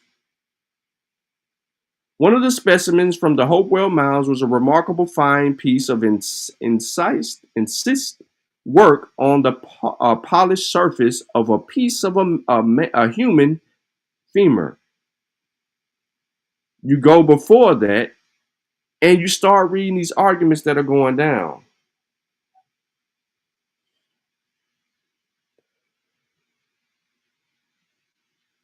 But this is where he starts. He skips all over that and he goes right into this. Next thing you know, all this shit that he's referring to is about carvings and tablets and all of that. They're talking about the patience and skill.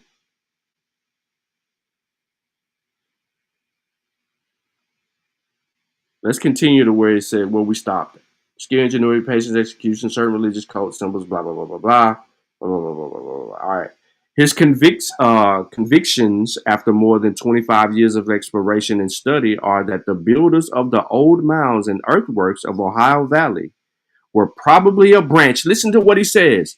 Were probably a branch of the great Southwestern people represented by ancient Mexicans. The builders of the old cities of the Yucatan and Central America and some of the Pueblo tribes of the Southwest. I bet you he won't say ancient Mexicans.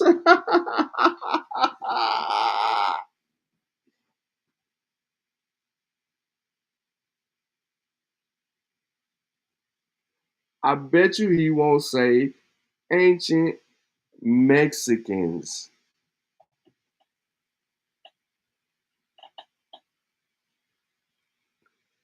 Let's see if he says ancient Mexicans. There go another steer chucked in their hearts.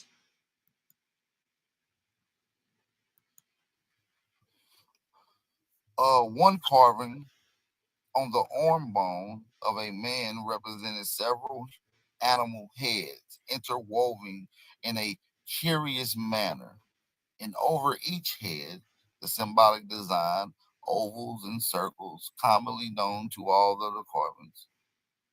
These lines are arranged in such fashion that portions of each head from part of another above and below, and in reverse of the carving show still different heads. So each head is detailing a different person with exclusive, distinct detail.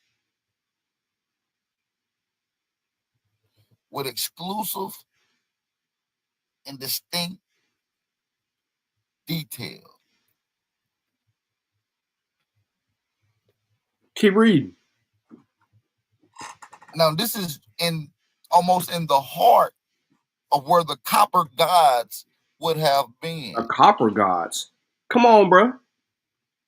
Tell us who the copper gods are. You see what I'm saying? No, we don't.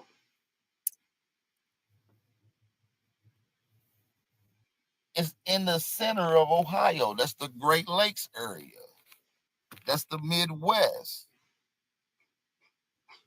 These are the masters of metallurgy. No. Tell us who these people is. Come on, man. Go on down there and read the rest. Some more. Yeah, keep reading. Drop some fire emojis in the chat too. Yeah, drop some fire emojis. Come on. I need y'all to drop them fire emojis in the chat. Come on, y'all. Drop them fire emojis in the chat. All right, so let's get into it. It said these lines are arranged in such fashion, blah, blah, blah. It said other Nah, don't blase blah. Don't blase blah. Covenantization, excuse me. What? Forms of birds and animals. Rewind. Conventionalized forms of birds and animals. What the fuck is this word? True story, and we got another one. It said other specimens represented artistic covenantization, excuse me. Forms of Yo, conventionalized.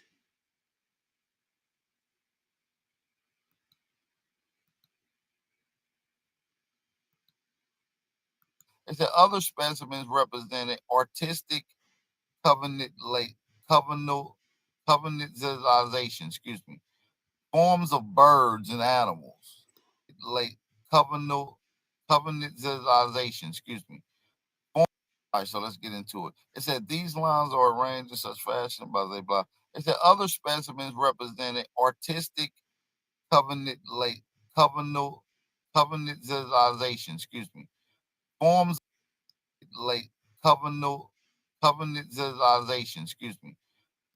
It said other specimens represented artistic covenantization,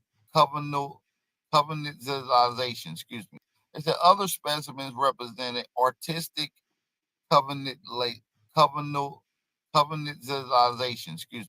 It said other specimens represented artistic covenantization, excuse me. It said other specimens represented artistic covenantization, excuse me. All right, so let's get into it. It said these lines are arranged in such fashion, blah, blah, blah.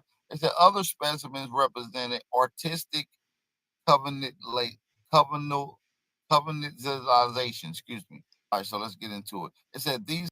I rewinded it because I'm trying to understand what fucking word is he saying.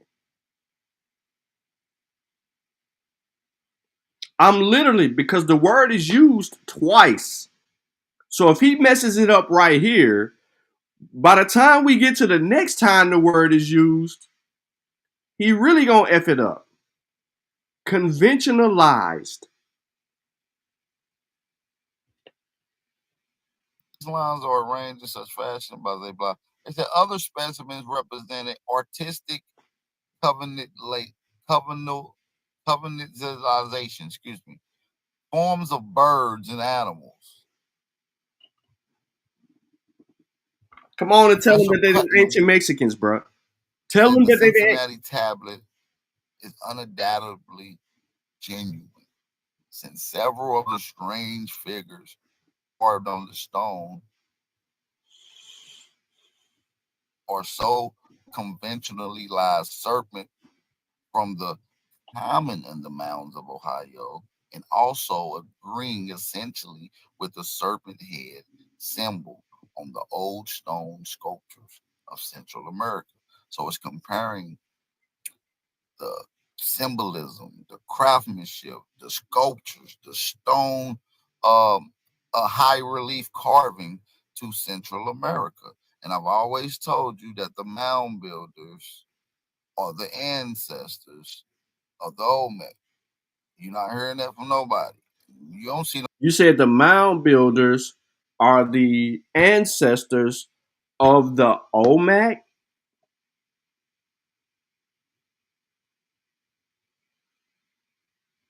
The mound builders?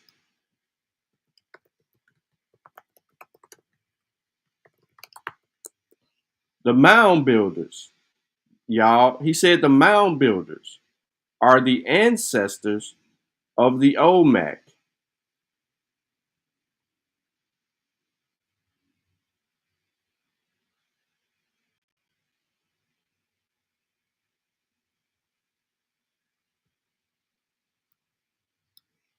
How do you have mound builders are the ancestors of the Olmec?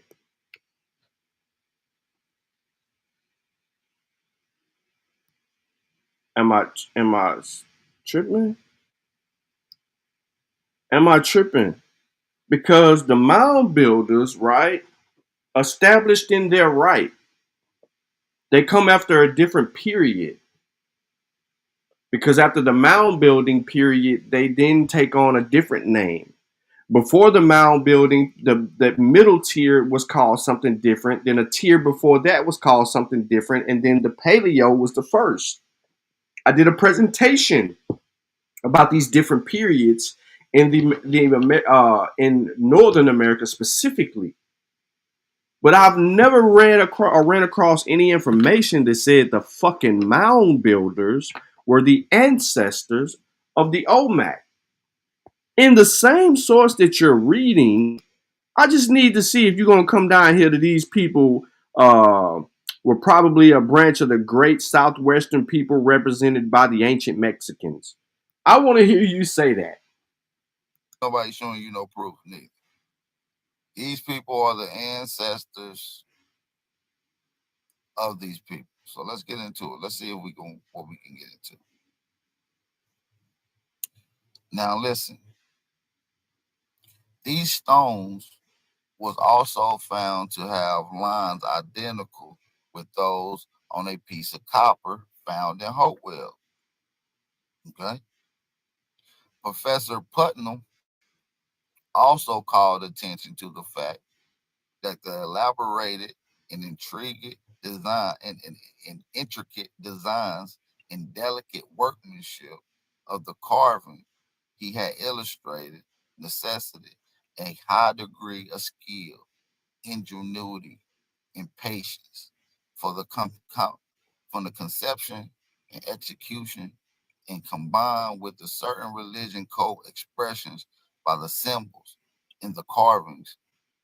And he claimed that no such work had ever been done by, I don't even know, by the dumbass tribes. I'm gonna just say by the dumbass tribes in the northern eastern portion of the United States. So they talk about the red man. And we're gonna show distinct characteristics. Nah, don't Don't dismiss it because you seen by the ancient Mexicans. You just was bragging about this shit in the first paragraph. You brought us here and you said that this is the area of the the copper colored gods, and that they were doing this big shit, and they found X, Y, and Z under a mound. And you try to say it was bodies under the mound, and the next thing you know, it was carvings and drawings on a tablet. Then you glossed over that, and then you couldn't even say conventionalization. Then we get to this point. Now you see that you're getting ready to see the Mexican word down there in the paragraph below, and you start calling them the fucking red man.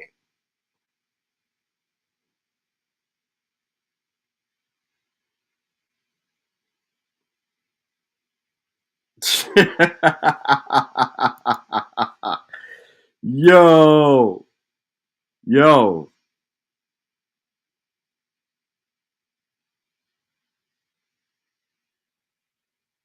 No word in the English language has tizization in it.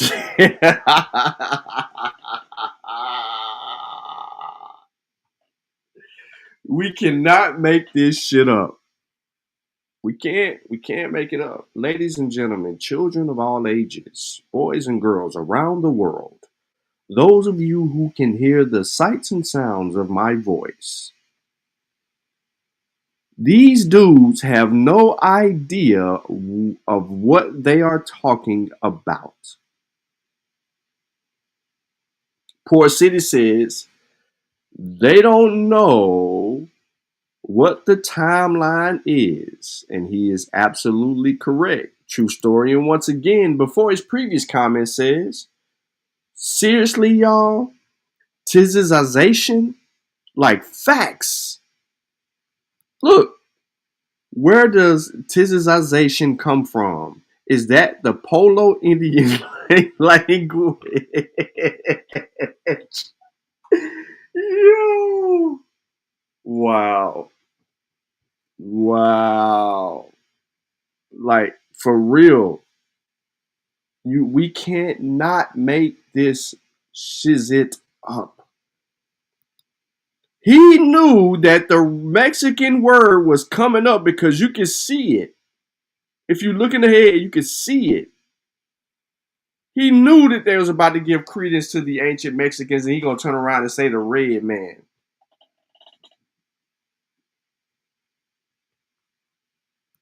In the red man.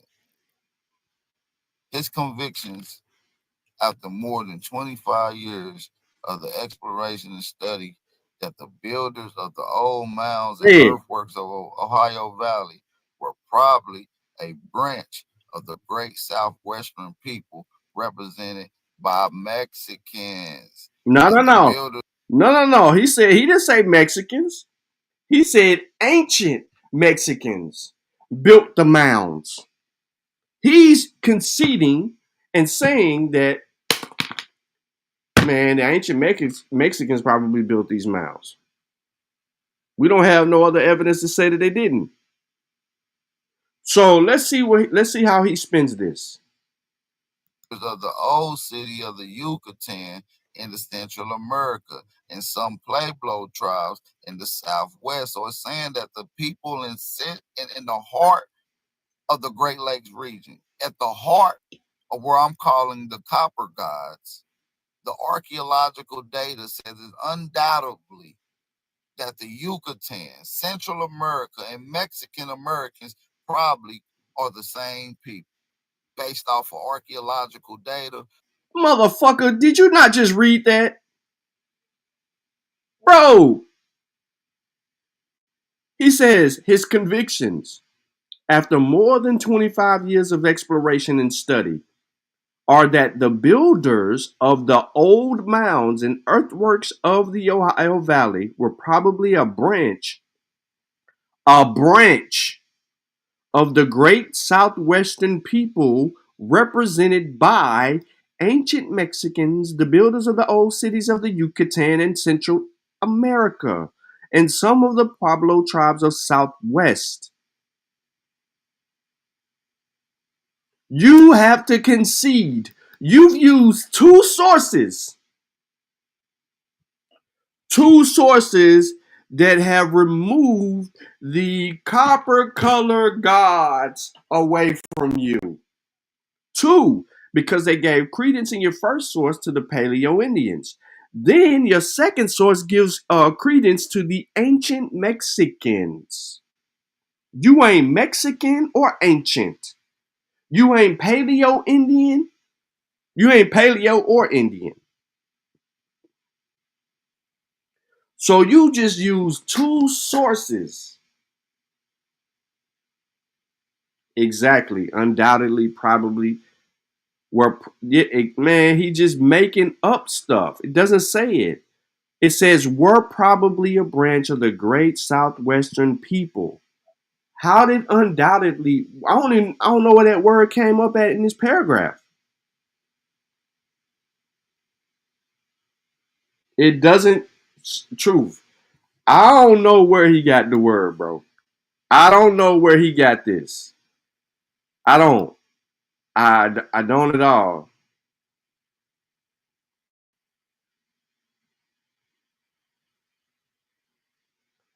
And Wale, bro, you need to retire. You are 75 years old, lying to yourself as if you're 16. You done had 4 different opportunities in your life to correct yourself. As a child, as a teen, as an adult, and as an old ass man. Because you ain't an elder. You're an old ass man. Lying to yourself on the internet. And you found a way to pass time living a lie.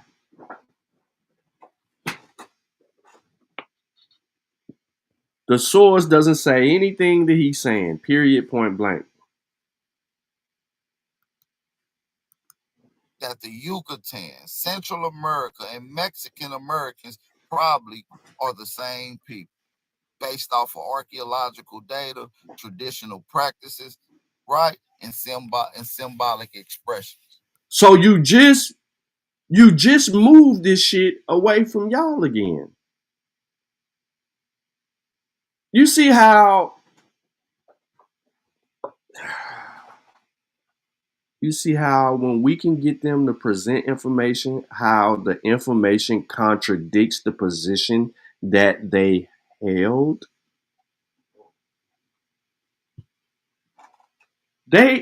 He's holding a position, yet the 2 sources that he's already utilized has removed him and his beliefs from the evidence that exists. This is what I mean by the burden of proof is too big to bear by the abos. It's too big. So the great Olmecs, the great Mayans, are the children and the grandchildren of the North American mound builders. Come on, you guys. Come on. Drop them. How? The source don't even say that.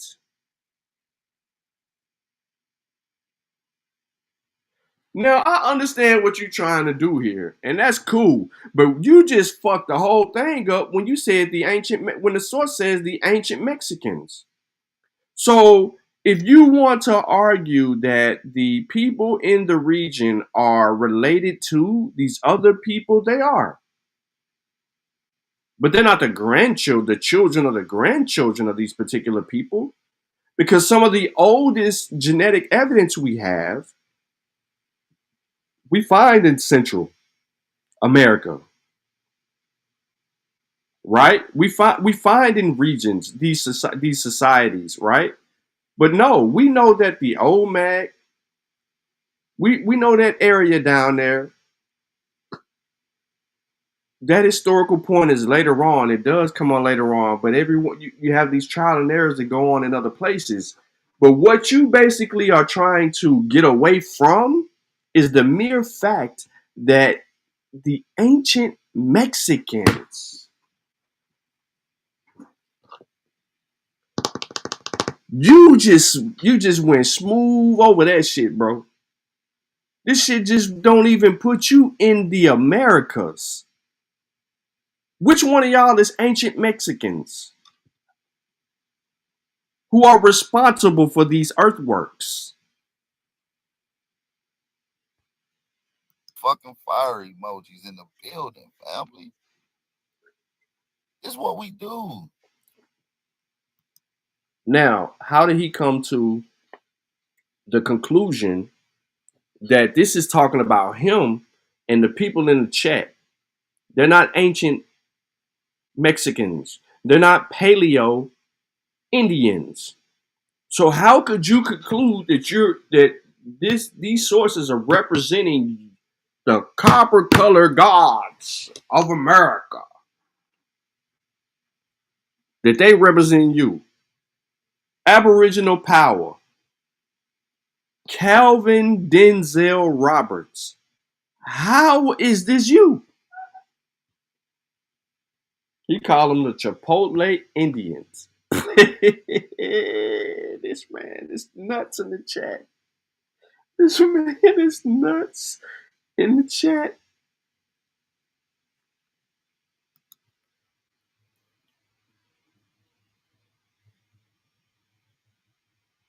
Don't be trying to pre-read, bro. Read that shit. Read that shit to your peoples. This is what we do. No. Read what's on the screen to your peoples, bro.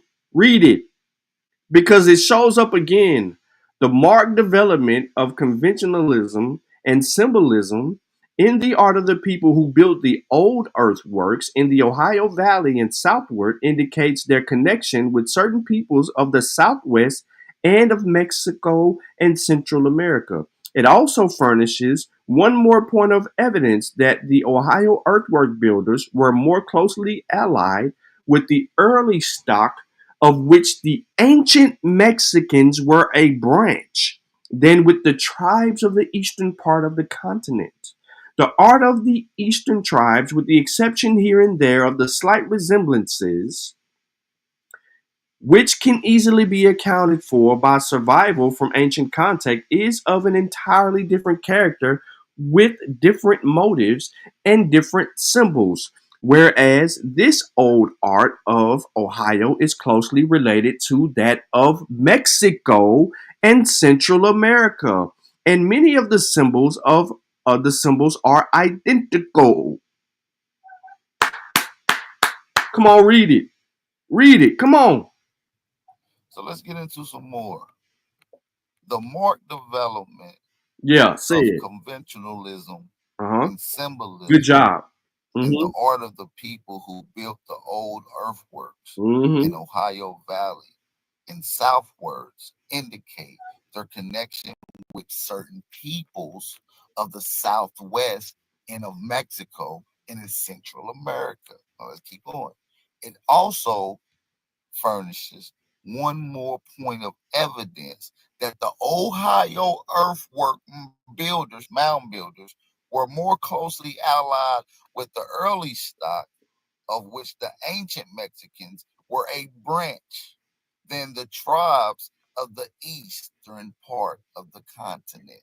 So they're just making the distinct characteristics in our people, the first, the original, the aboriginal, against the newly mound builders. The newly red man. No.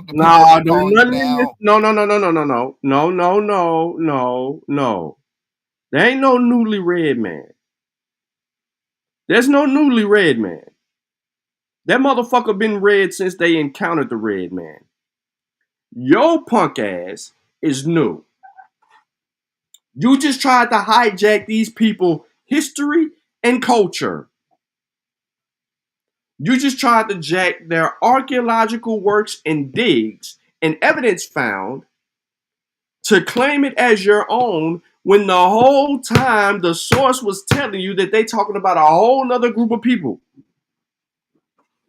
Now here we are, 2 sources in, and we have yet to justify who you are in history, and the evidence you're using to substantiate yourself don't agree. They call them people the ancient Mexicans twice in this second source. Your first source kept referring to the peoples as the Paleo period, which symbolizes the people who came across the Beringer into the Americas. And I don't want to keep digging that up because I've done too many shows on the paleos. You see, when you start having to use archaeology, biology,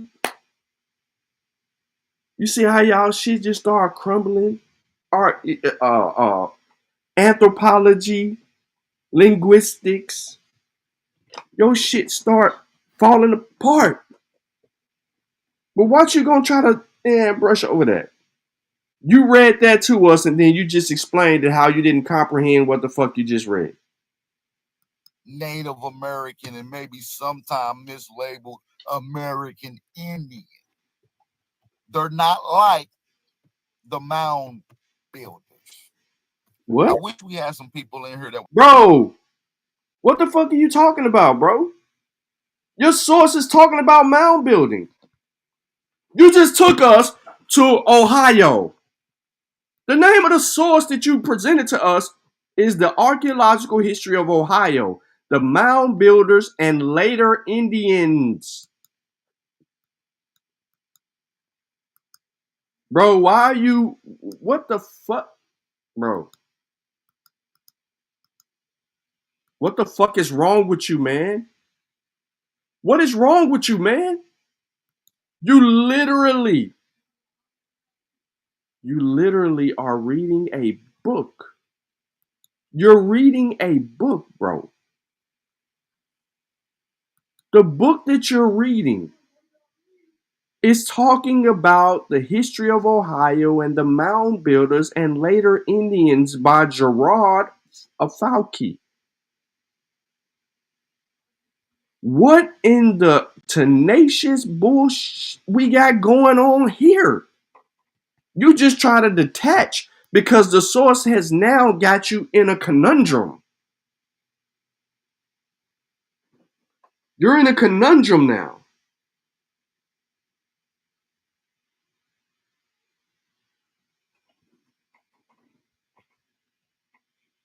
Because you done effed up the church's money. You done effed it up, bro. You done effed up. You didn't debunk yourself.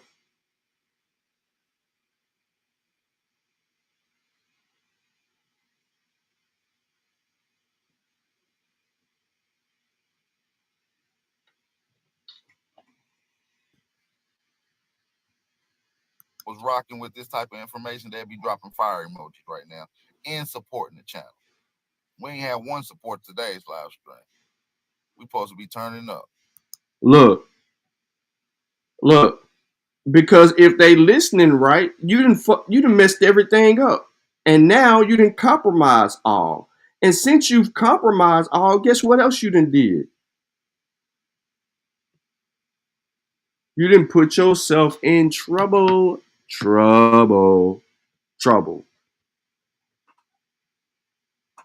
Because they're listening. Some people don't have listening comprehension problems.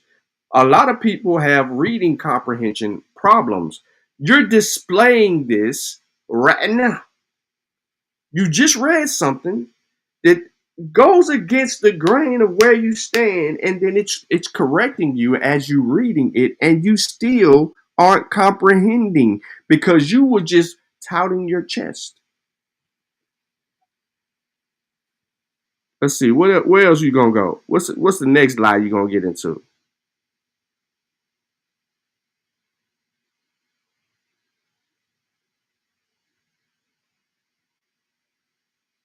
Let's see it. Go ahead. Matter of fact, shout out to Big Chief. Shout out to Big Chief All American. Shout out to Big Chief All American for the support. We do appreciate that.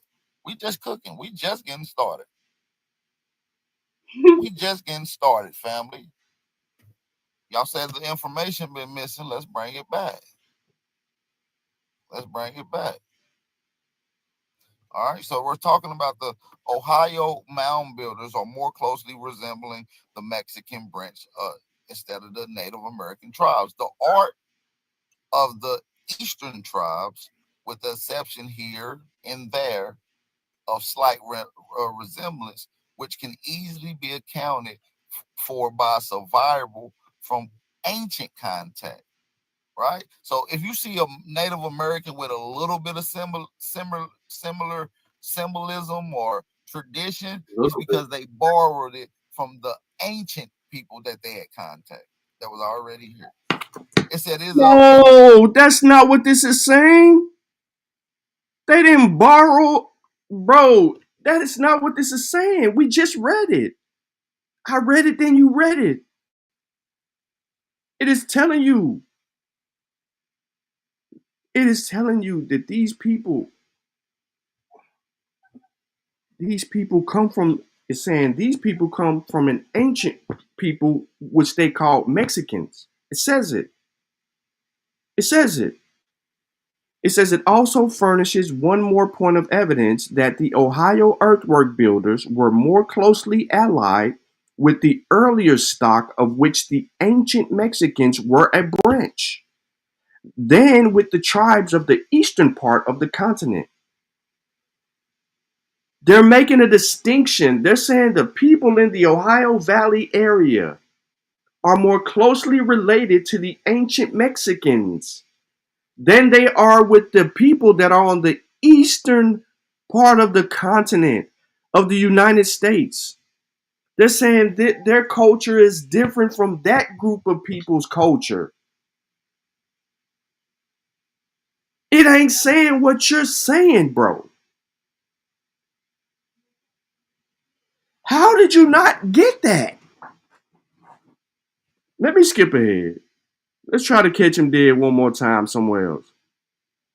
Like I said, let me make sure that I put this goddamn source in it. I put it in there once. I know brother like YK the Truth and YK the Truth and Not a Coincidence and Lucky, you know what I'm saying? They might wanna and Shy I don't know if Shy here, but if Shy in the building, Shy might want to pull up on one of them Abo channels and you know what I mean, he wanna have that conversation with them. You know, he wanna go back and pull that back up and say, yo, you said this, and this, yeah. But you know, they ain't gonna wanna have that smoke. They don't wanna have that. That's why they scared. They scared. When did you start believing that you were indigenous to the Americas? When did that transpire for you? Don't tell me grandma said, because she ain't told you no shit like that. And you being disingenuous. So when did you begin having this belief? Well, let's skip ahead real quick, right? Let's see what source he's going to give us. United States of America from Aboriginal times to present day.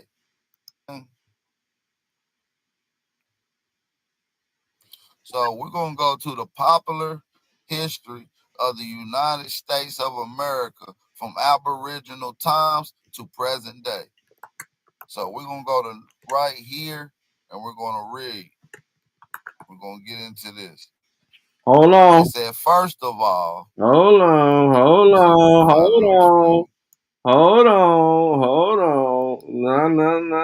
No. A popular history of the United States. Huh? Who wrote this? Who wrote it? We need to see who wrote it.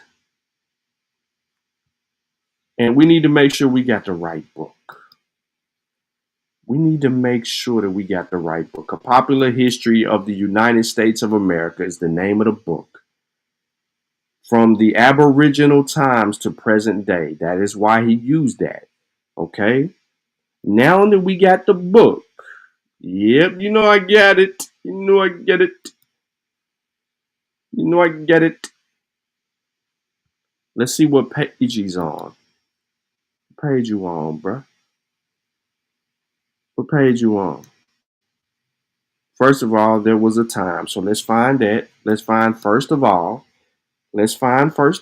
right? We want to, because we know how his cherry picking bitch ass go. So we want to find first of all, because he skipped every damn thing before the book.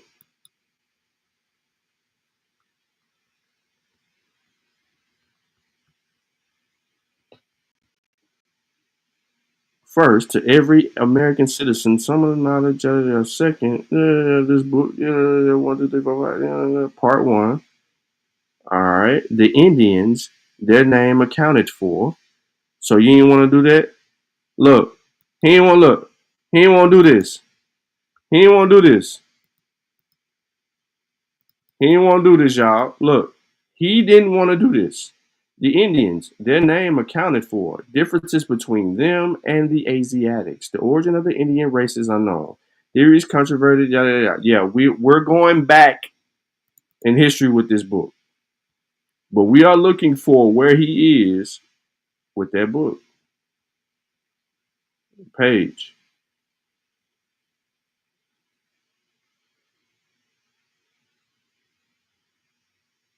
Watch. Let me see.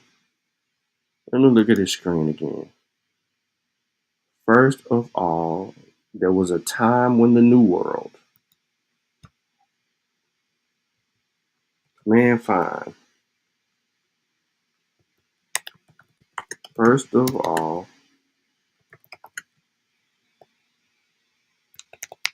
it ain't gonna come up.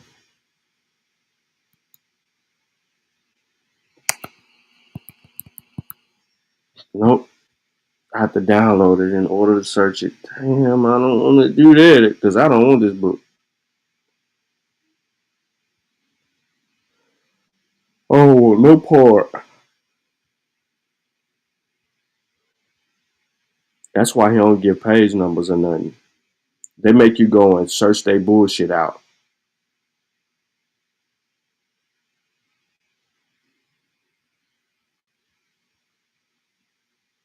Hold on, y'all. We gotta get to the getting. Before we can do anything, we gotta get to the getting. You know what I'm saying? Here we go. First of all, boom. We in the introduction. Okay? We found our place on the page. We found our place on the page.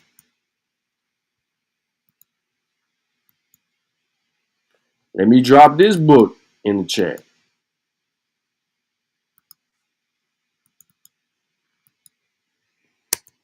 So nobody knows, so there's no line or misrepresentation going on here. So there's no line and no misrepresentation going on here. Let's let this dude get into his bill. Let's catch him lying again. Here we go. The dominion of the Aborigines. From ocean to ocean, the copper-colored children of the is what we here for. We back at it. All right, we ready to go? So let's read again because y'all didn't see this. First of all, there was a time when the New World was under the dominion of the Aborigines. From ocean to ocean, the copper-colored children of the woods ruled with undisputed sway. Keep reading. By now, an arrow and flint and hatchet. Wait the fuck? What? By bow and arrow. Not by now and arrow. Bro, what's wrong with you? Why are you struggling to read?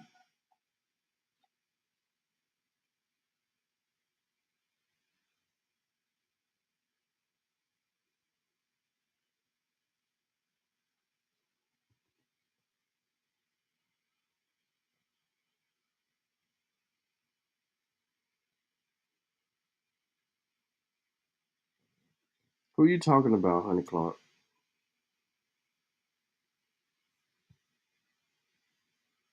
Who we need to correct?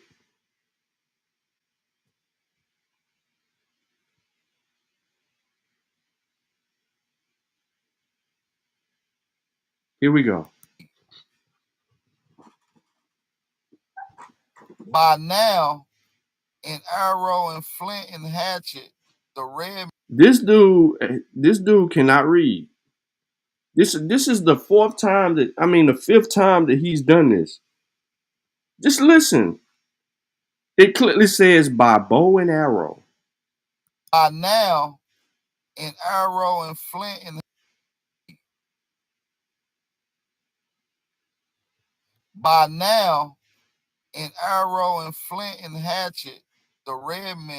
By now, an arrow and flint and Bro, you can't even read because it says by bow and arrow, by flint and hatchet, by bow and arrow, by flint and hatchet, by bow and arrow, by flint and hatchet. What is the real problem here?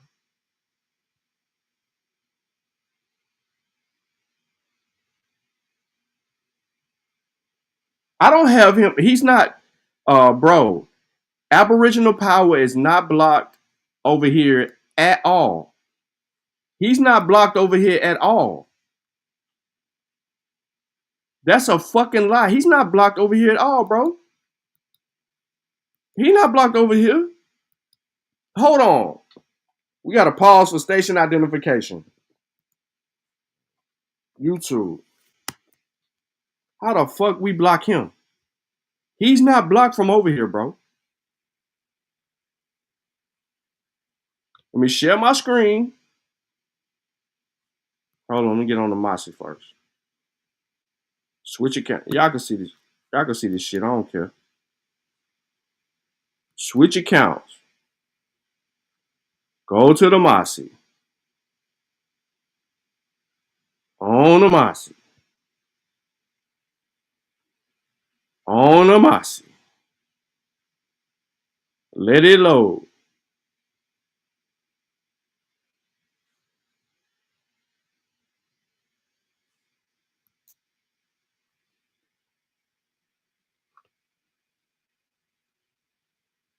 Where I gotta go? And the settings.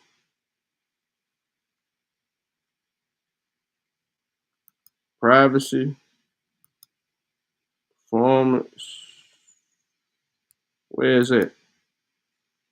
Where I gotta go?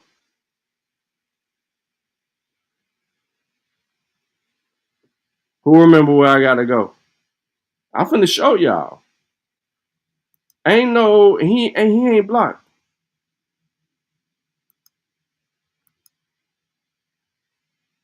He ain't blocked on none of them. Who we had blocked, we unblocked. Remember, we did the whole show where I had Lotus blocked, and I took Lotus off. I told y'all who was blocked.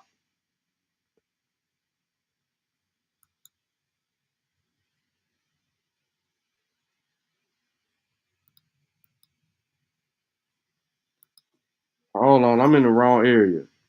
There's somewhere on here where I can do that.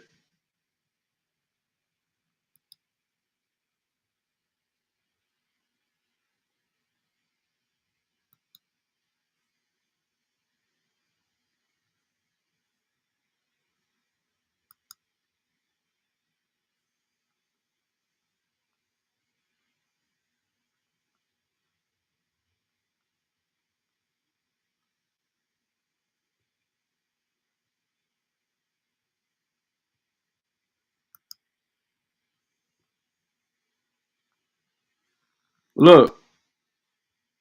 Blocked. That's the only user blocked. He ain't blocked. So he can stop the fucking line. We have one motherfucker blocked over here. And that person that's blocked is unrelated to any fucking thing taught or discussed.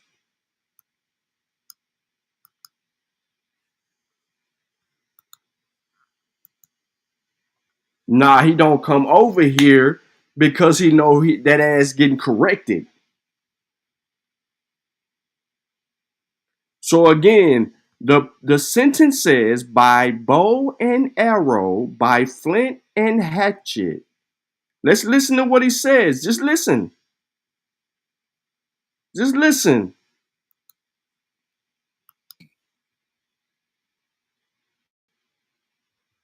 by now, an arrow and flint and hatchet, the red. It don't say none of that shit he just said. This is why you can't come to the conclusions that you come to, because you can't read. And if you can't read, there's no goddamn way you can comprehend. And if there's no goddamn way that you can comprehend, you can't come to an honest conclusion and say you X, Y, and Z. Because guess what you got to do now? You got to admit the red man. Now, in Arrow and Flint and Hatchet, the red man supported his rude civilization and awaited for the coming of the paleface. Look, did y'all get that? Did y'all get that? I bet you he didn't. It's saying that the red man had to support his rude civilization and waited for the coming of the pale-faced races.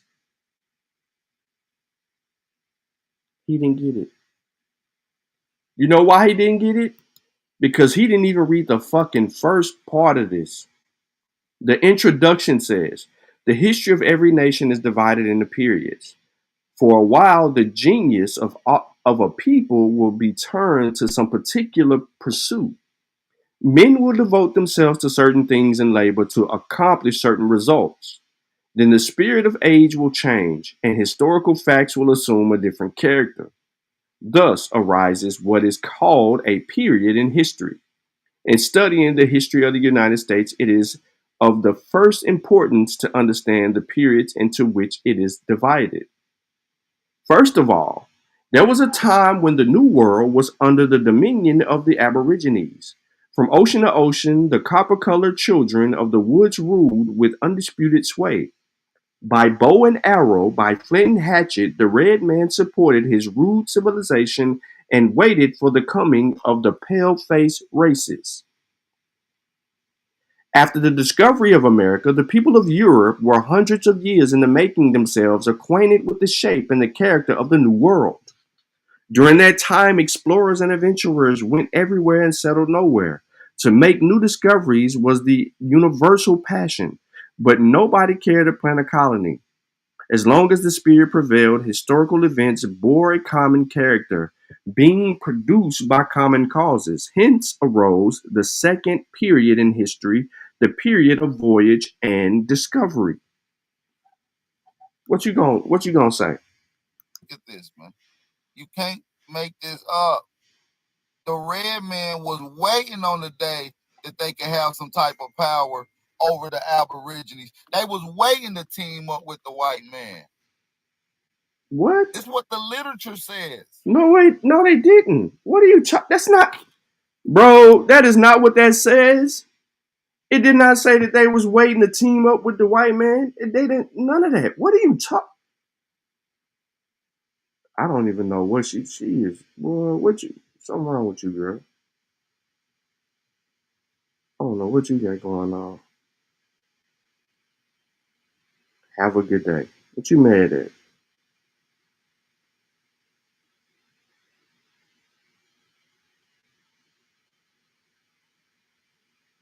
Oh, you over there arguing with him. So, oh, he live right now? I ain't know that. Where they at on Smoke Signal channel? It's a message from Sean P at Air Power because he said you ain't blocked. And the bar reloaded, dropped the link. Ah, this is on Smoke Signal channel. And then the bar reloaded, who are you? And then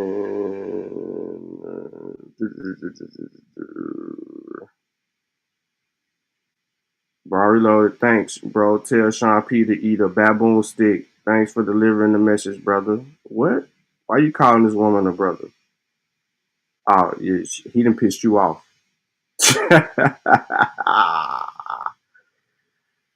Yeah, he done pissed you off. Yep. So now I see why you got attitude. He done pissed you smooth off. So they live on Smoke Signal channel, and he claims that he is blocked. Yeah, he knows what's up. He's just avoiding it. So I don't understand why he even trying to play that game. Bro, you can't even read. Let's just get that out the way right now. So how could you comprehend if you can't read? Those are two things that I'm struggling with listening to you lie. You can't read, you can't comprehend, so you can't come to an honest conclusion. You merely just sit here and said that these red men, because it says the red man supported his rude civilization and waited for the coming of the pale-faced races. That's what the author says. They're letting you, what it's telling me and telling you is that the red man, we don't even see evidence of support.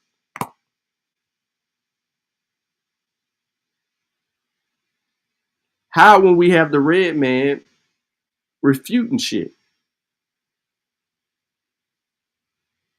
Tell him, show that DNA test. Man, listen, she left, bro. She came over here for 15 seconds, said something, then went back over there, bro. I think she went back over there to cuss him out. Because when she came back over here, she said, somebody tell they dumbasses how to spell realist. Okay, I'm done with his FBA ass. So she was talking about him. All right, back. Come on, family. We can't believe it, but a lot of these. And by the way, this book was written in 1911. 1911. This book is written in. Yeah, thank you. Let's get into it some more. Thank you for saying that. When the book was written. Let's get into it some more. Right as shit you said.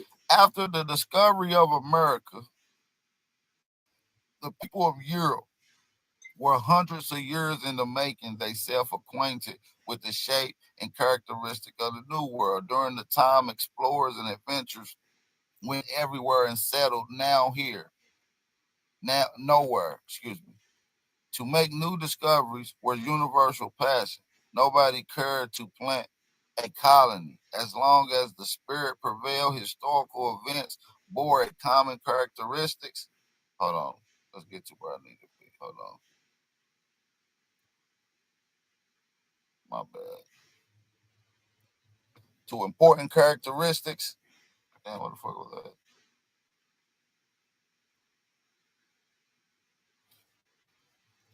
The spirit prevails. Historical events bore common characteristics, being produced by common causes.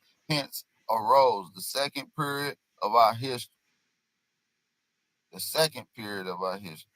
So we got to understand that there's so much dealing with the Aboriginal peoples here. They've been trying to lie. We ran this whole entire place from coast to coast. Nobody would deny that. I don't think nobody would deny that.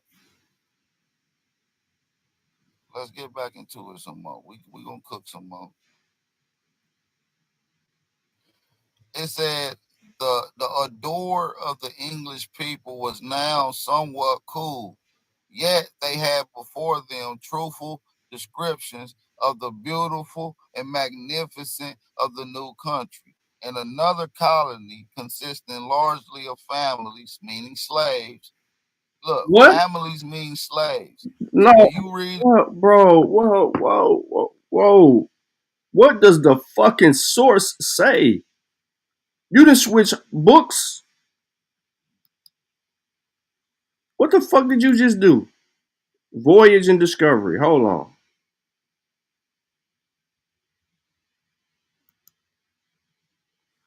A popular history, copper color. Now you going into this bullshit. Page 8. Look at him looking for the word copper. The adore of the English. So hold on. Let me find this next page because he just ducked that and then he ran into a whole bunch of other shit. But before I do all of that, let me show y'all something. The primitive inhabitants of the New World were the red man. Get him the fuck out of here. Called Indians. The primitive inhabitants of the New World were the red man, called Indians. The name Indian was conferred upon them from their real or fancied resemblances to the people of India.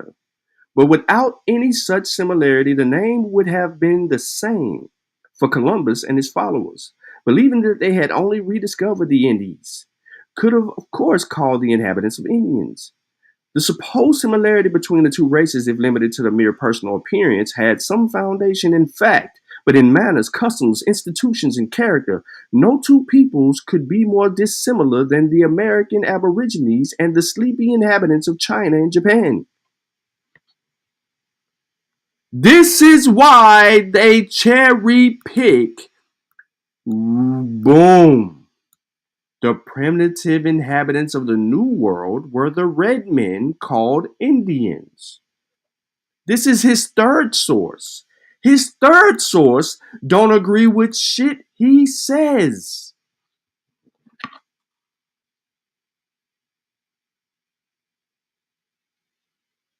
If we gonna play this game, we gonna play the game right.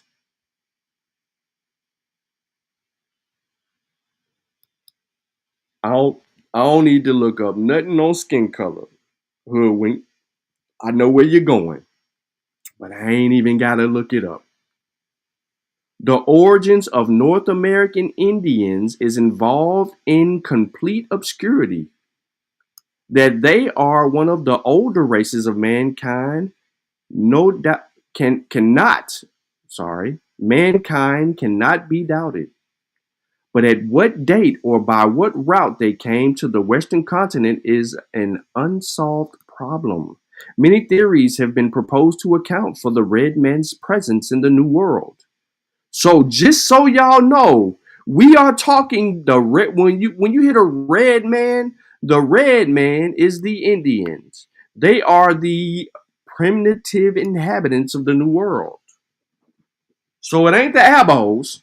It ain't A1. It ain't none of that. He skipped all of that shit to go to page 80. Watch. Instead of understanding who the fuck these people talking about, and this is his source. It's unbelievable. It's unfucking believable to me the way that they behave. Unbelievable.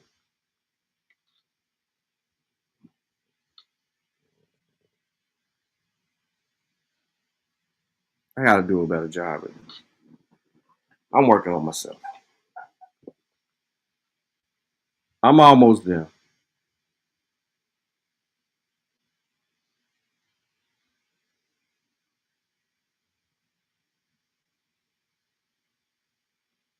John Cabot. King Henry. So we're on page 80. In a whole nother book, we on page 80. Let's hit the bullshit.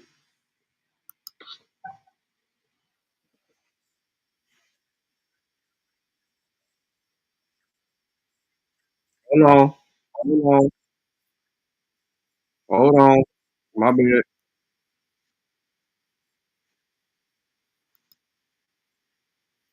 Largely of families, meaning slaves. Look, families mean slaves.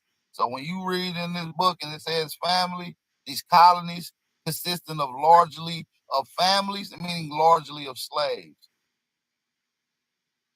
It means largely of slaves. We're talking about 1600s.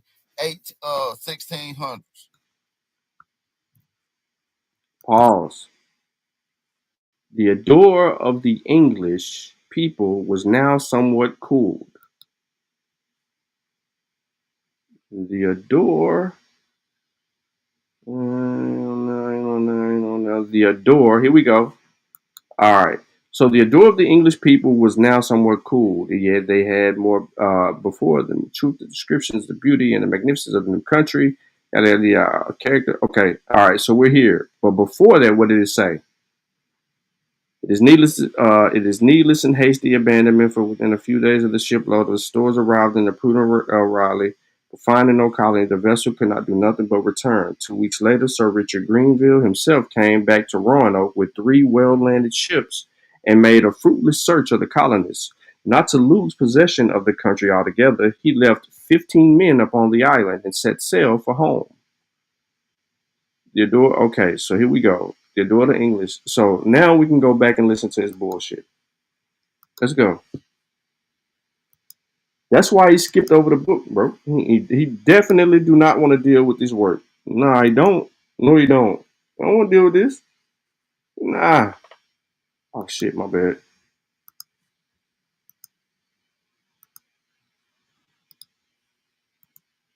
He don't want to deal with this. Nah. You see what I'm saying? These other people ain't gonna drop this information like the Baptists. That's why I'm the youngest master teacher, right? Now you're a master teacher. Nobody else dropping it because it's pseudo, nigga. How the fuck you put something on the screen and then you ain't even telling the truth about it?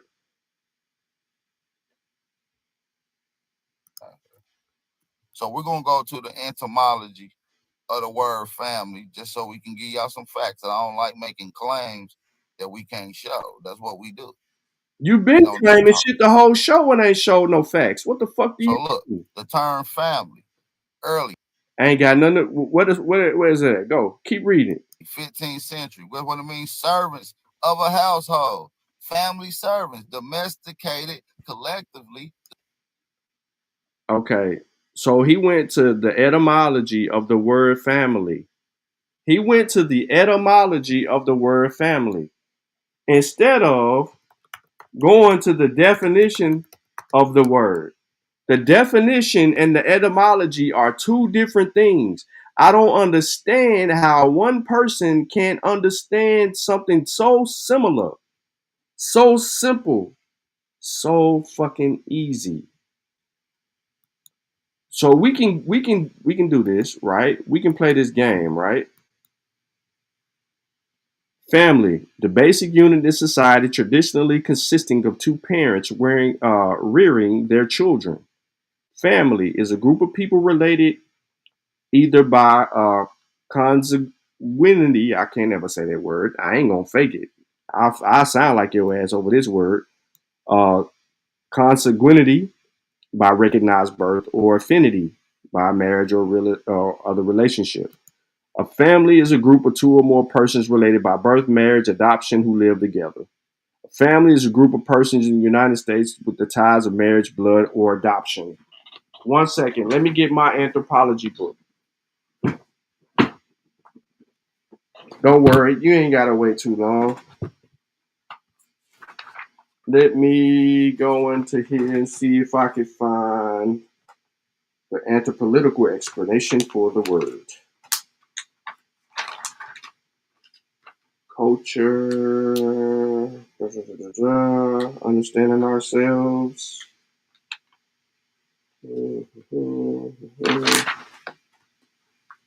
Hold on, y'all. Just bear with me. Human variation and adaptation. They don't want that word. Origin of modern man. We're getting close. First, understand the state. Method and theory of cultural anthropology. Language and communications, ethnicity and race. Political systems. Making a living.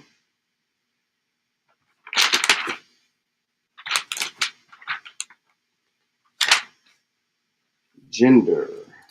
Families, page 446. See how that shit goes? When you know a subject matter, you know where to go get it.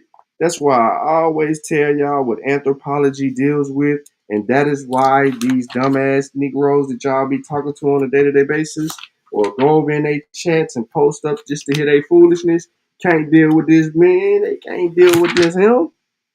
Understanding ourselves. What page I tell y'all this was on? 446. Yes, sir. Understanding ourselves. Families. The kinds of societies anthropologists have studied traditionally, including many examples considered in this chapter, have stimulated a strong interest in families, along with the larger system of kinship, descent, and marriage. Cross-culturally, the social construction of kinship illustrates considerable diversity. Understanding kinship systems has become an essential part of anthropology because the importance of those systems to the people we study. We are ready to take a closer look into the systems of kinship and the descent that have organized human life enduring much of our history. Anthropologists distinguish between family of orientation and family of procreation.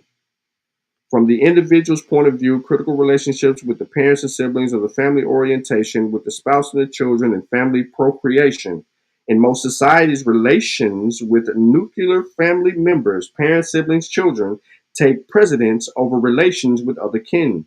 Nuclear family organizations is a widespread but not universal, and significance in society differs greatly from one place to another.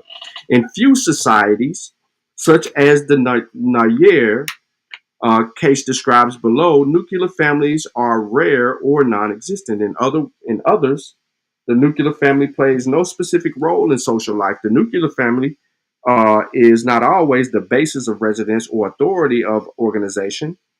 Other social units, most notably descent groups and extended families, can assume many other functions otherwise associated with the nuclear family.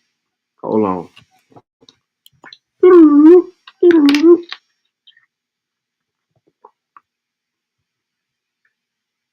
So,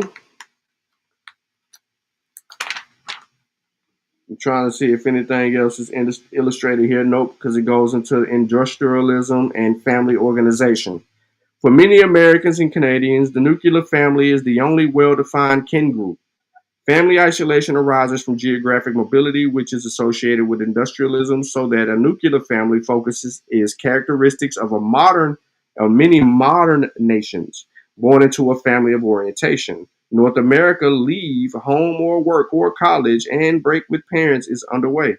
Eventually, most North Americans marry and start a family of procreation. Y'all got the difference. Because less than 3% of the U.S. population now farms, most people aren't tied to land. Selling our labor on the market, we often move to places where jobs are available. Many married couples live hundreds of miles from their parents. Their jobs have determined where they live. Such a postmarital residence pattern is called neo-locality. Married couples are expected to establish a new place of residence, a home of their own. Among middle-class North Americans, neo-local residence is both a cultural preference and a statistical norm. Most middle-class Americans eventually establish households and nuclear families of their own. Once again, when we want to deal with defining what a family is, we don't go to an etymology of the word. You just committed an etymological fallacy. And you just try to play on our tops with your bullshit. And because we're more competent enough to understand that you on your bullshit, we can call you out on it. The legal definition of the word. A family is a group of people that are connected by either genetics or legal systems. This might include biological parents, children, siblings, and extended blood relatives. Those not connected by consanguinity, there's that word again, consanguinity might become family through legal methods such as marriage, adoption, and fostering. We don't have to go too far to clear this up. Why would you go to the etymology of a word to define the word in reference? Because you are full of shit. This man got the etymology of a word that we're looking for a definition for.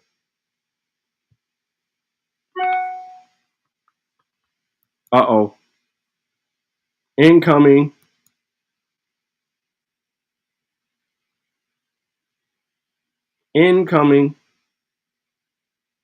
Where I'm going, Vasa. Yeah, the iCloud email is there.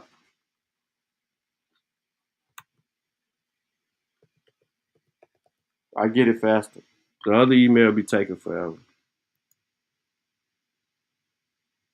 I got it right here. Oh, just a free book. Okay. All right. Let me get it to the people. Vasa said, here y'all go. Free book for the people. Social structure, which is significance in understanding how we define what a family is versus using the etymology of a word, which has no place in our conversation. And you kept hearing me mention this word right here. I kept saying nuclear, right? And that's coming from anthropologists. Well, because it's coming from, hold on, let me bag it out a little bit. Y'all can see it right here.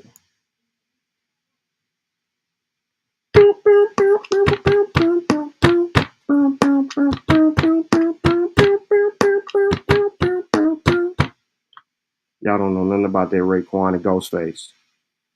Yeah, all y'all old heads in the chat. The family is a social group characterized by common residence, economic cooperation, and reproduction. It includes adults of both sexes, at least two of whom maintain a socially approved sexual relationship, and one or more children, owned or adopted, of the sexually cohabitating adults. The family is to be distinguished from marriage, which is a complex custom centering upon the relationship between the sexual association pairs of adults within the family. We ain't got to go too far to get this work done. Come on, man.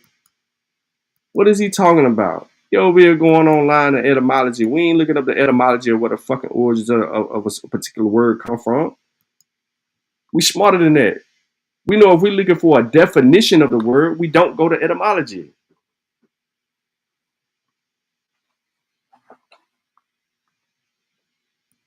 The servants in the household, thus also members of the household, the family estate or property, the household including relatives and servant, abstract noun from the word famulus, which means servant, slave, which had unknown origin.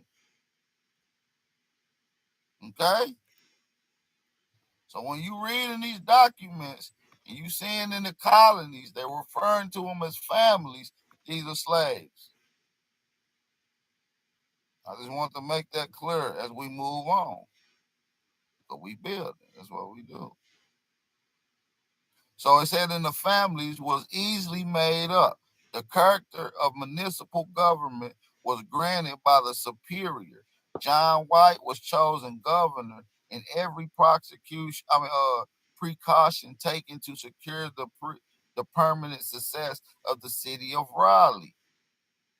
Right? Soon to be founded in the West. In July, the immigrants found, hold on, that's where I want to go to right here. But the disaster attended the enterprise. Jealousy between the settlers and the Indians grew into hostility, and hostility into war.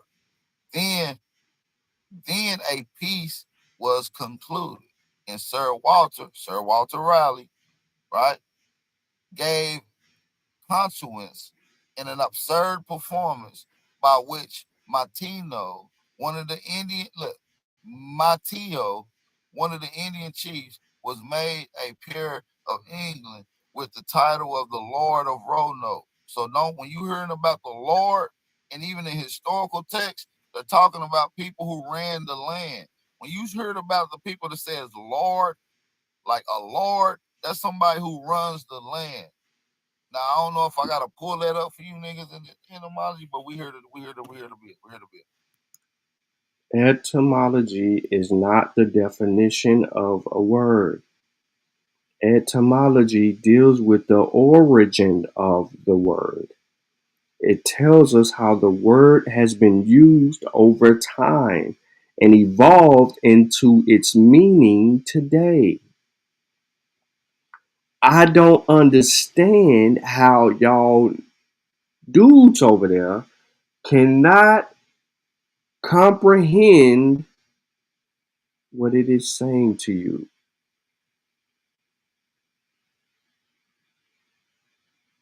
This is crazy. This is crazy. So much so, bro, that your third source just gets you out of here. We're here to build for the family. We're here to build. Okay. So he has the title in England as the Lord of Roanoke. It was a silly and stupid piece of business, notwithstanding the presence of these copper-colored noblemen. Shout out to Wild Savage. He considered this noblemen. All the copper-colored people prior to Europeans, and even at the arrival of Europeans, were all considered noblemen based off of their principalities, their moral codes and ethics and tradition. We're all come from noble family. Stop. Just stop. Okay? Just stop. And the reason that I'm saying just stop is when we go back to the beginning of chapter 1 and we know who they're talking about in the book. We know who they're talking about in the goddamn book. There is no way, shape, form, or fashion that any of you bastards are noblemen. They are talking about the red man. God dang it. Who was the red man? The original inhabitants, the primitive people. I hate using the word primitive because they try to put this shit on Africa, and that's what it is. So I ain't even got to get into the other source material that I provided today, that in the description of the video.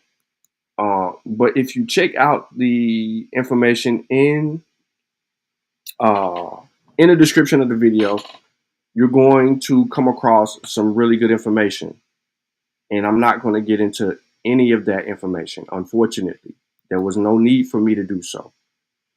But before I transition into the second part of this bill, I'm going to go to a commercial break.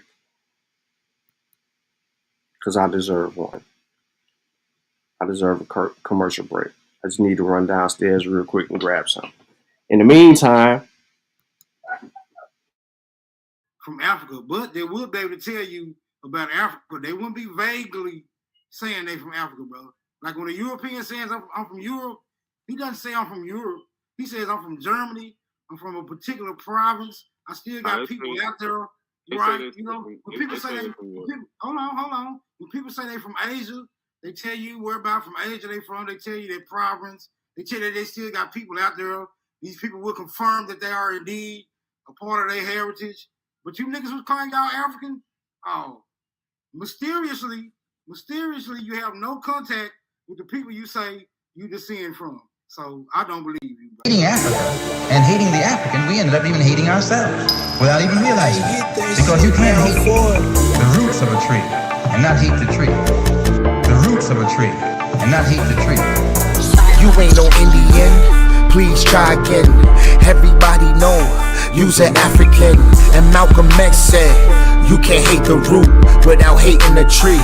Now take a look at you, you's a wannabe Cherokee. And I told you before, you need some therapy. And why you never show the genealogy? You owe your ancestors an apology. And you know they turning over inside of their graves just because you don't wanna come from a slave. So you gotta take this whip in. I caught another apple slipping. Caught another apple slipping. Caught another apple slipping. Caught another apple. Caught another apple. Caught another apple slipping. Hey, caught another apple slipping. Hey, caught another apple slipping. Hey, caught another apple. Caught another. Let's go. Caught another apple slipping. Caught another apple slipping. Caught another apple slipping. Caught another apple. Caught another apple. Caught another apple slipping. Yo, check this out, man. You wasn't already here, man. Dane Calloway lied to you, man. The research guy lied to you, man. Karemio lied to you, man. Your ancestors come from Africa, whether you like it or not. So no matter what you do, no matter what you say, you will always be an African. You can't deny the facts. You can't deny the evidence. You can't deny the genealogy. You can't deny the DNA. You can't deny it, man. Whether you like it or not, you are African. Call the abo slipping. That's all we do. That's all we do. Let's go. Got some dewy-eyed thing that you got a friend. I still ask you to look at that mirror. And if nothing staring back at you is friendly, then you've got no friend. So let's transition into the second part of this particular bill, where it deals with that little meme that you seen, like death to African American or whatever the case may be. So I'm going to read to you a should be famous poem by County Cullen, and it's titled Heritage. And it goes like this. What is Africa to me? Copper sun or scarlet sea, jungle star or jungle track, strong bronze men or regal black, women from whose loins I spring, when the birds of Eden sang, 3 centuries removed from the scenes his fathers loved, spicy grove, cinnamon tree, what is Africa to me? So I lie, who all day long want no sound except the song, sung by wild barbaric birds, gourding massive jungle herds, juggernauts of flesh that pass, trampling tall defiant grass, where young forest lovers lie, pliving trough beneath the sky. So I lie, who's always here, though I cram against my ear both my thumbs and keep them there, great drums throbbing through the air. So I lie, whose fount of pride, dear distress and joy allied, is my somber flesh and skin, with dark blood dammed within, like great pulsing tides of wine, that I fear must burst the fine channels of the chafing net, where they surge and foam and fret. Africa, a book of one thumbs, listlessly, till slumber comes, unremembered, are her bats circling through the night, her cats crouching in the river reeds, starking gentle flesh that feeds. By the river break no more does the bull-throated roar. Cry the monarch claws have leaped from the scabbards where they sleep. Silver snakes that once a year doff lovely coats you wear. Seek no covert in your fear, least the mortal eyes should see. What's your nakedness to me? Here no leprous flowers rear, fierce corals in the air. Here no body sleek and wet, dripping mingled rain and sweat, tread the savage measures of jungle boys and girls in love. What is the last year's snow to me? Last year's anything the tree, budding yearly must forget how its pasture roses set, bow and blossoms flower fruit, even what shy bird with mute wonder at her travail there, meekly labored in its hair, 3 centuries removed from the scenes his fathers loved, spicy grove, cinnamon tree, what is Africa to me? So I lie, who find no peace, night or day, no slight release, the underrimmed beat, made by cruel padded feet, walking through my body's streets. Up and down they go and back, treading out a jungle track. So I lie, who never quit, safely sleep from rain at night. I can never rest at all when the rain begins to fall. Like a soul gone mad with pain, I must match its weird refrain. Ever must I twist and squirm, writhing like a baited worm, while its primal measures drip through my body crying strip. Doth this new exuberance come and dance the lover's dance in old remembered way? Rain works on me night and day. Quaint outlandish heathen gods, black men fashioned out of rods, clay, and brittle bits of stone, in likeness their own. My conversion came high priced. I belong to Jesus Christ. Preach of humility, heathens, gods are not to me, Father, Son, and Holy Ghost. So I make an idle boast. Jesus of the twice turned cheek, Lamb of the God, although I speak, with my mouth thus in my heart, do I play a double part. Ever at thy glowing altar must my heart grow sick and falter, wishing he and I serve were black, thinking then it would not lack, proceeding of pain to guide it, let who would might deride it.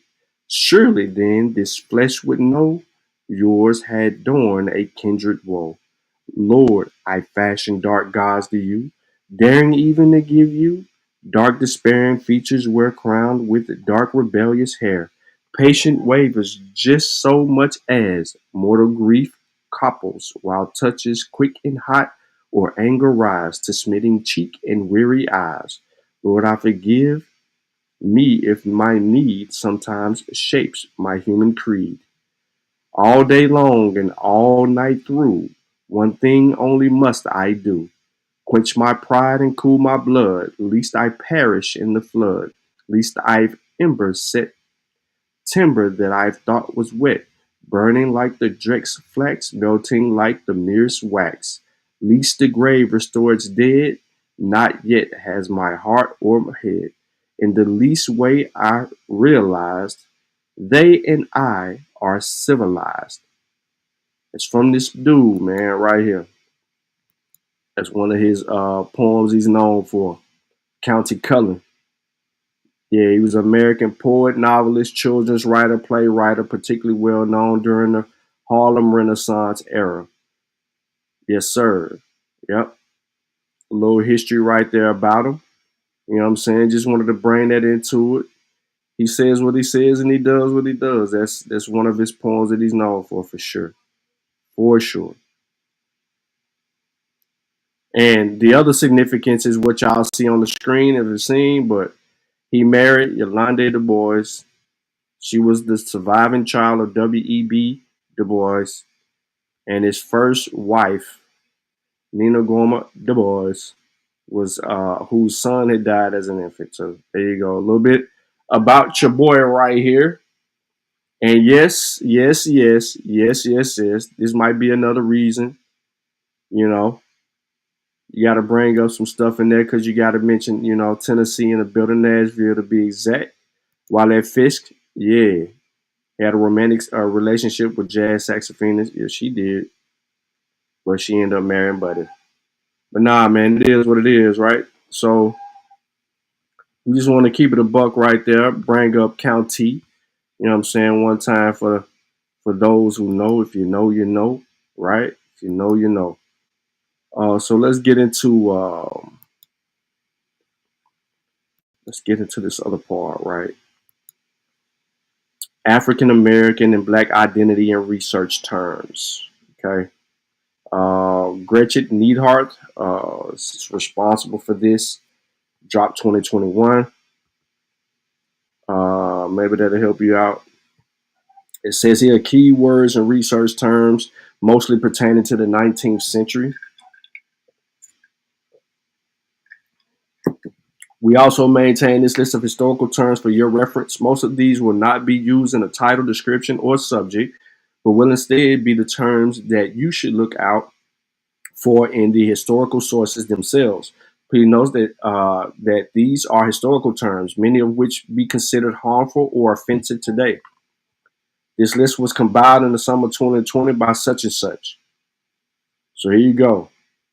So these are identity terms, African.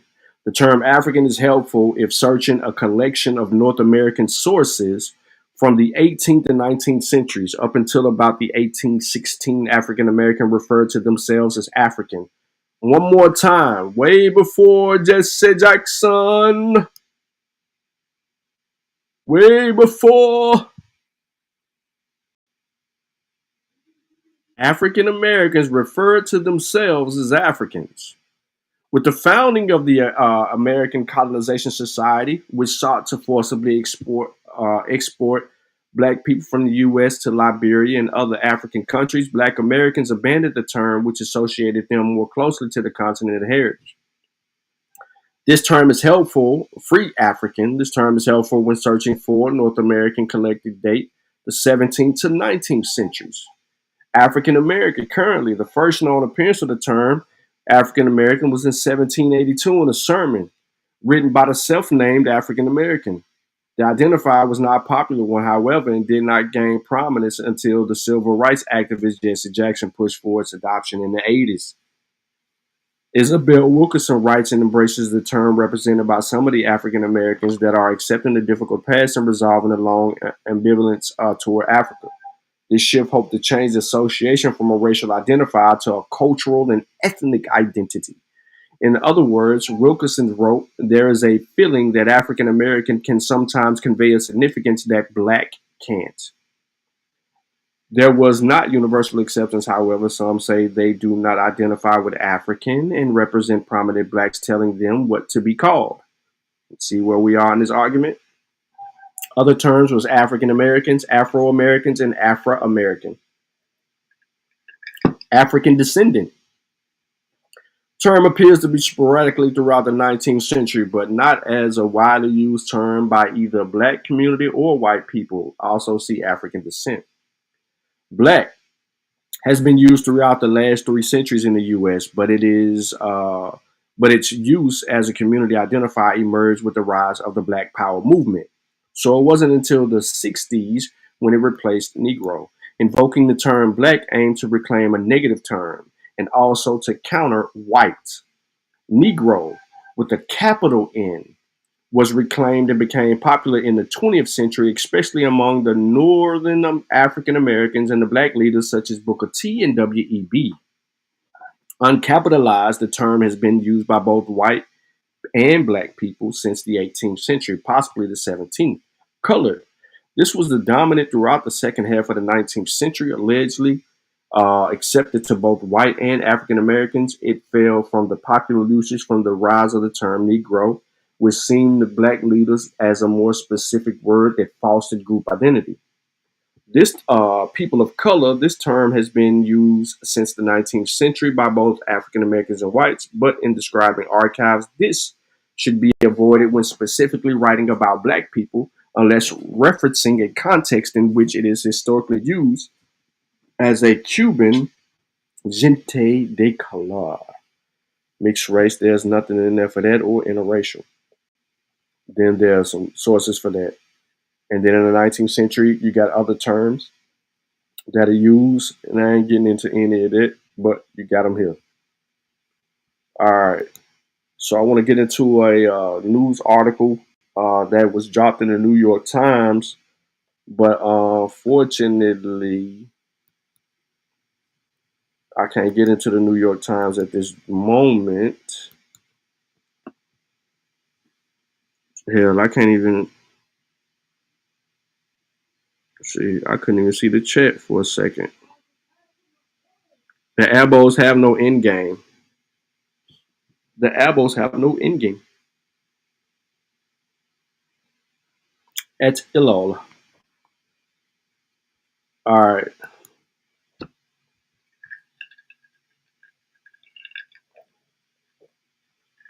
So here we go.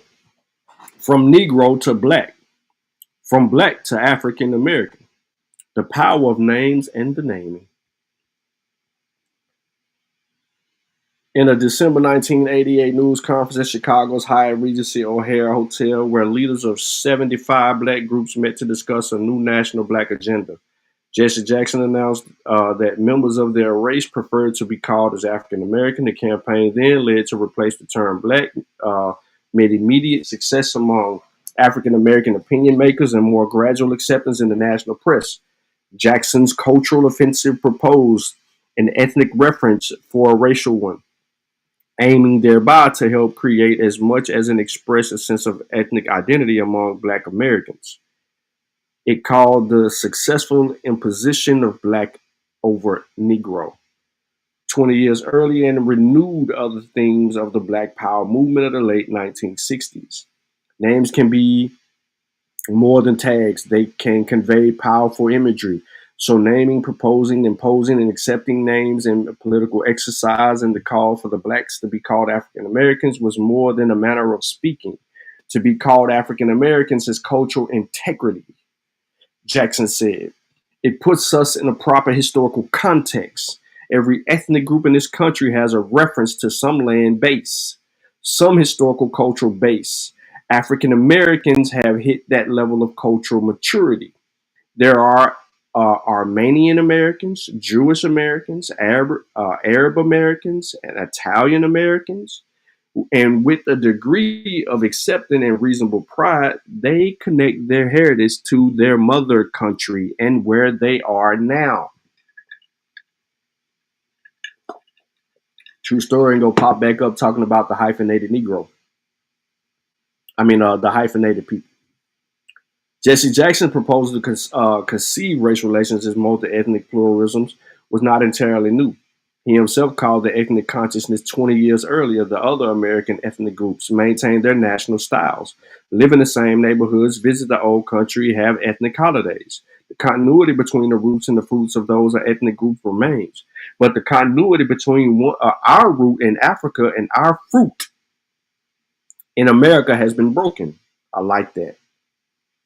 The continuity between our root, which is in Africa, and our fruit, which is in America, has been broken. That's a powerful statement. As the civil rights ideal of individual integration was being displaced by Black Power separatism, there was a brief period when Black Power advocates explained it as conventional pressure group tactics. From May of 96 to January of 67, Stokely Carmichael paradoxically combined a rejection of American institutions with an appeal to interests of group pluralism before progressing to advocacy of armed struggle. In the group model of politics, public policy, and the result of competition among organized interests in the political arena, individual interests are represented in group activity, and the primary function of government in distribution or redistribution of rewards for successful group competitors. The contemporary welfare state is generally responsive to the ethnic claims because of elites' commitment to the values of democracy, self-determination, egalitarianism, anti-racism, and increasingly cultural pluralism. For a second.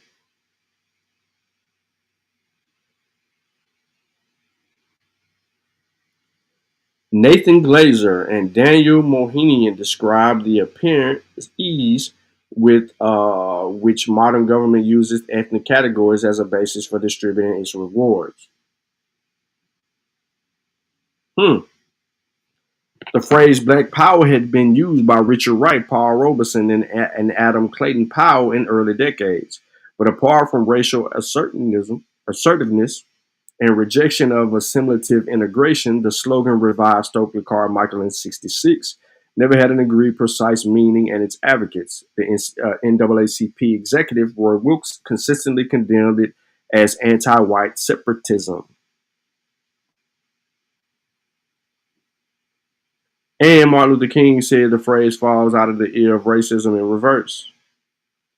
King called, instead of sharing power with white people, and this benign interpretation of Black Power was accepted by most moderate white and Black elites in the next 2 years.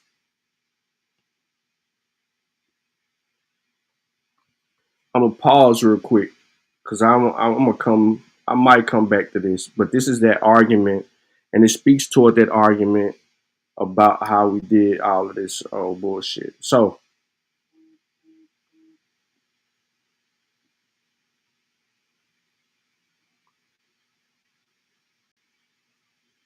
Vasa got I thought Vasa had another book in here. All right, let me zoom.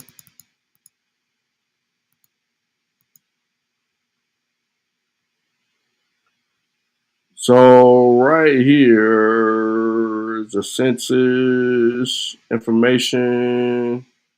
It goes back and talks about the identity of us. We all know this. We should be aware of it. Not going to elaborate on it.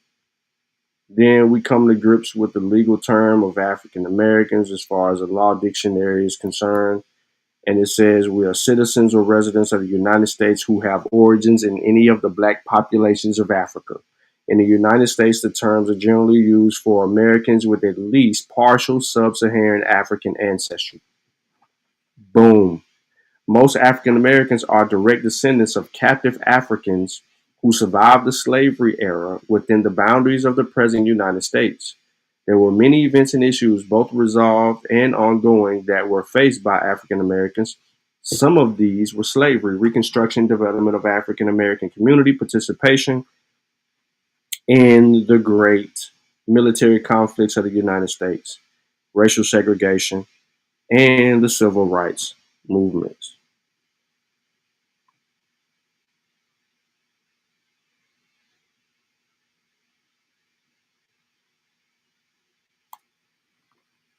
All right.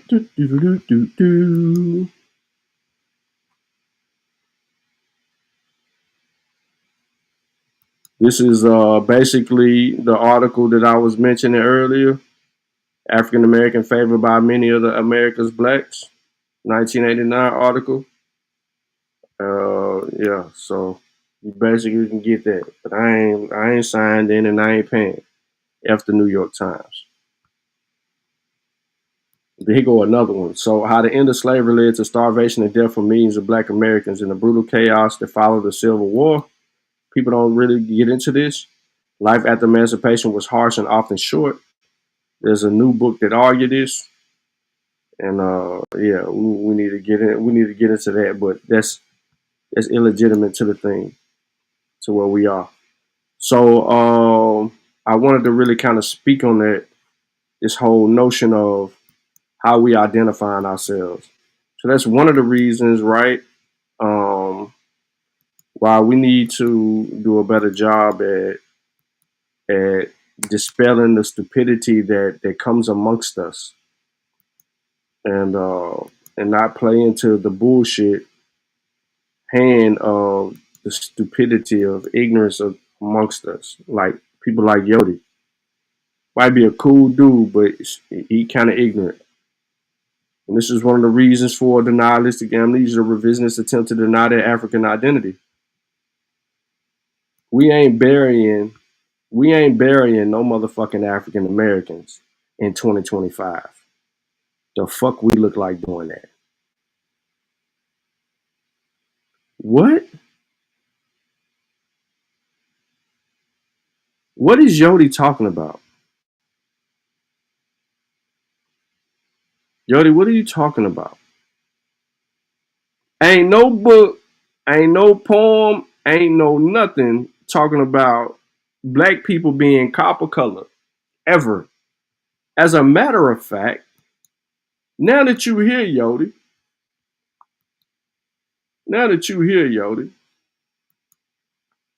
are you the red man? Are you the red man? I'm gonna get off the whole burying the African American thing because really ain't even got to get into that. But are you the red man, Yodi?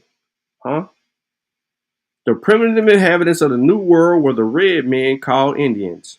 Now watch this. That's what one source says, right? That's what one source says. It says that. Yep, sure do.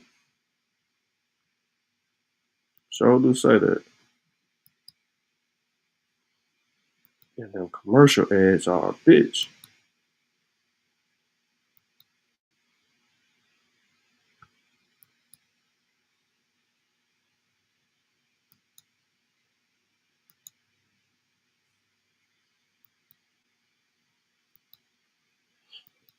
Hold on 1 second.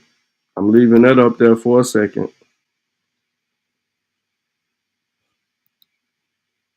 But then I need an answer from Yodi. The classic Tyanos. So Yodi.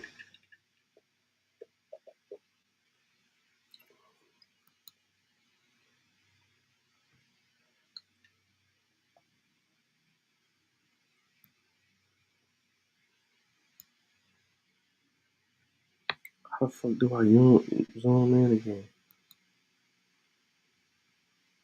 You better hope his book don't let me zoom in, bro.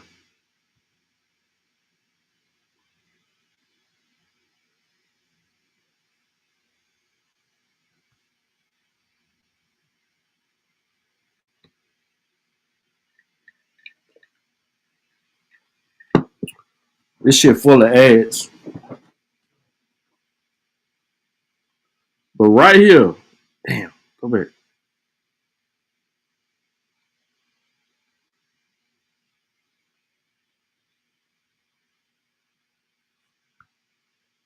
Go back to page 6, bro. Hold on. So this the source, right? Let me full screen. And like I said, I cannot bounce these ads because that's how this site make their money.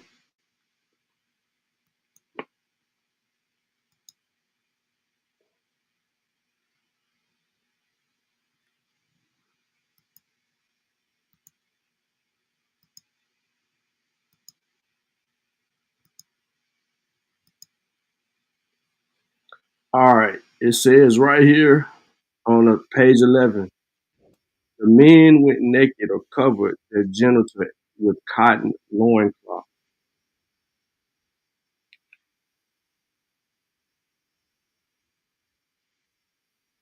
Unmarried women wore headbands. Wives wore short skirts, the length of which indicate the wearer's rank. Both sexes painted themselves before participating in ceremonies. The men also before going to war. Red was a favorite color. This may have given rise to the misconception that Native Americans have red skins.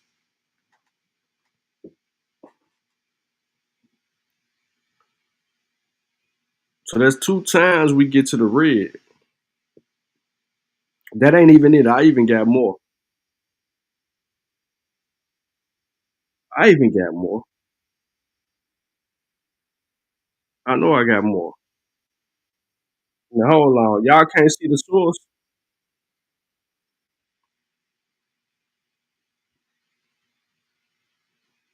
All right, hold on. Oh, y'all ain't say nothing. Don't look at y'all because y'all arguing with Yodi. See, that's what happened when you argue with Yodi. You know what I'm saying? You be forgetting, you know what I mean?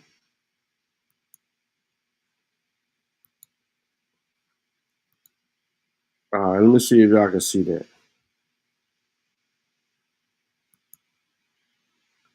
Yep. Y'all just couldn't see it when I went full screen. That's crazy.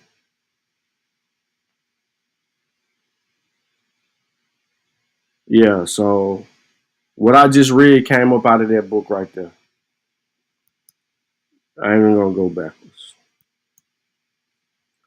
Ross says The African in Africa and The African in America by John Kilch.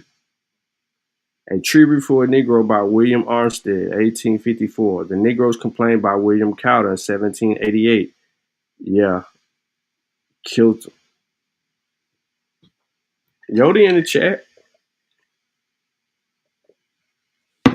Yodi in the chat. We were not no damn red Indians, Jody. We were not no red Indians, Jody. Stop it. What do you mean? Why am I finna... Yo, Yodi, why the fuck am I finna go over a book about Atlantis, bro? When the shit comes from some Greco-Roman shit. I ain't going over no pseudo-ass books. I deal with real information, bro. You act like you got something and nobody else got, man. You tripping. You tripping all the way, bro. You need to relax. You need to take a chill pill. But look, man, I've been on this mug a little too long, man. I need to get to some business I need to take care of. And I tried to wait and see if Aboriginal Power was going to show up.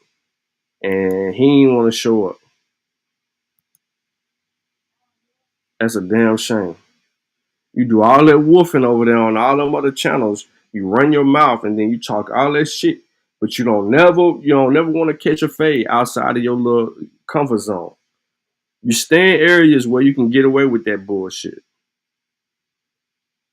Yodi want a nigga to read some shit about a motherfucking other thing, and then Aboriginal Power gonna say that we got him blocked. He a motherfucking lie. He ain't never been blocked over here. He ain't never been blocked over here. Him or Dane, Top Cats, ain't none of them been blocked over here. We been waiting for them to pull up.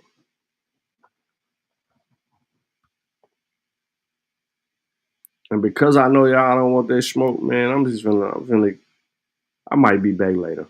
Just for real. Cock, aim, and squeeze. From Africa, but they will be able to tell you about Africa. They wouldn't be vaguely saying they from Africa, brother. Like when a European says I'm from Europe, he doesn't say I'm from Europe. He says I'm from Germany.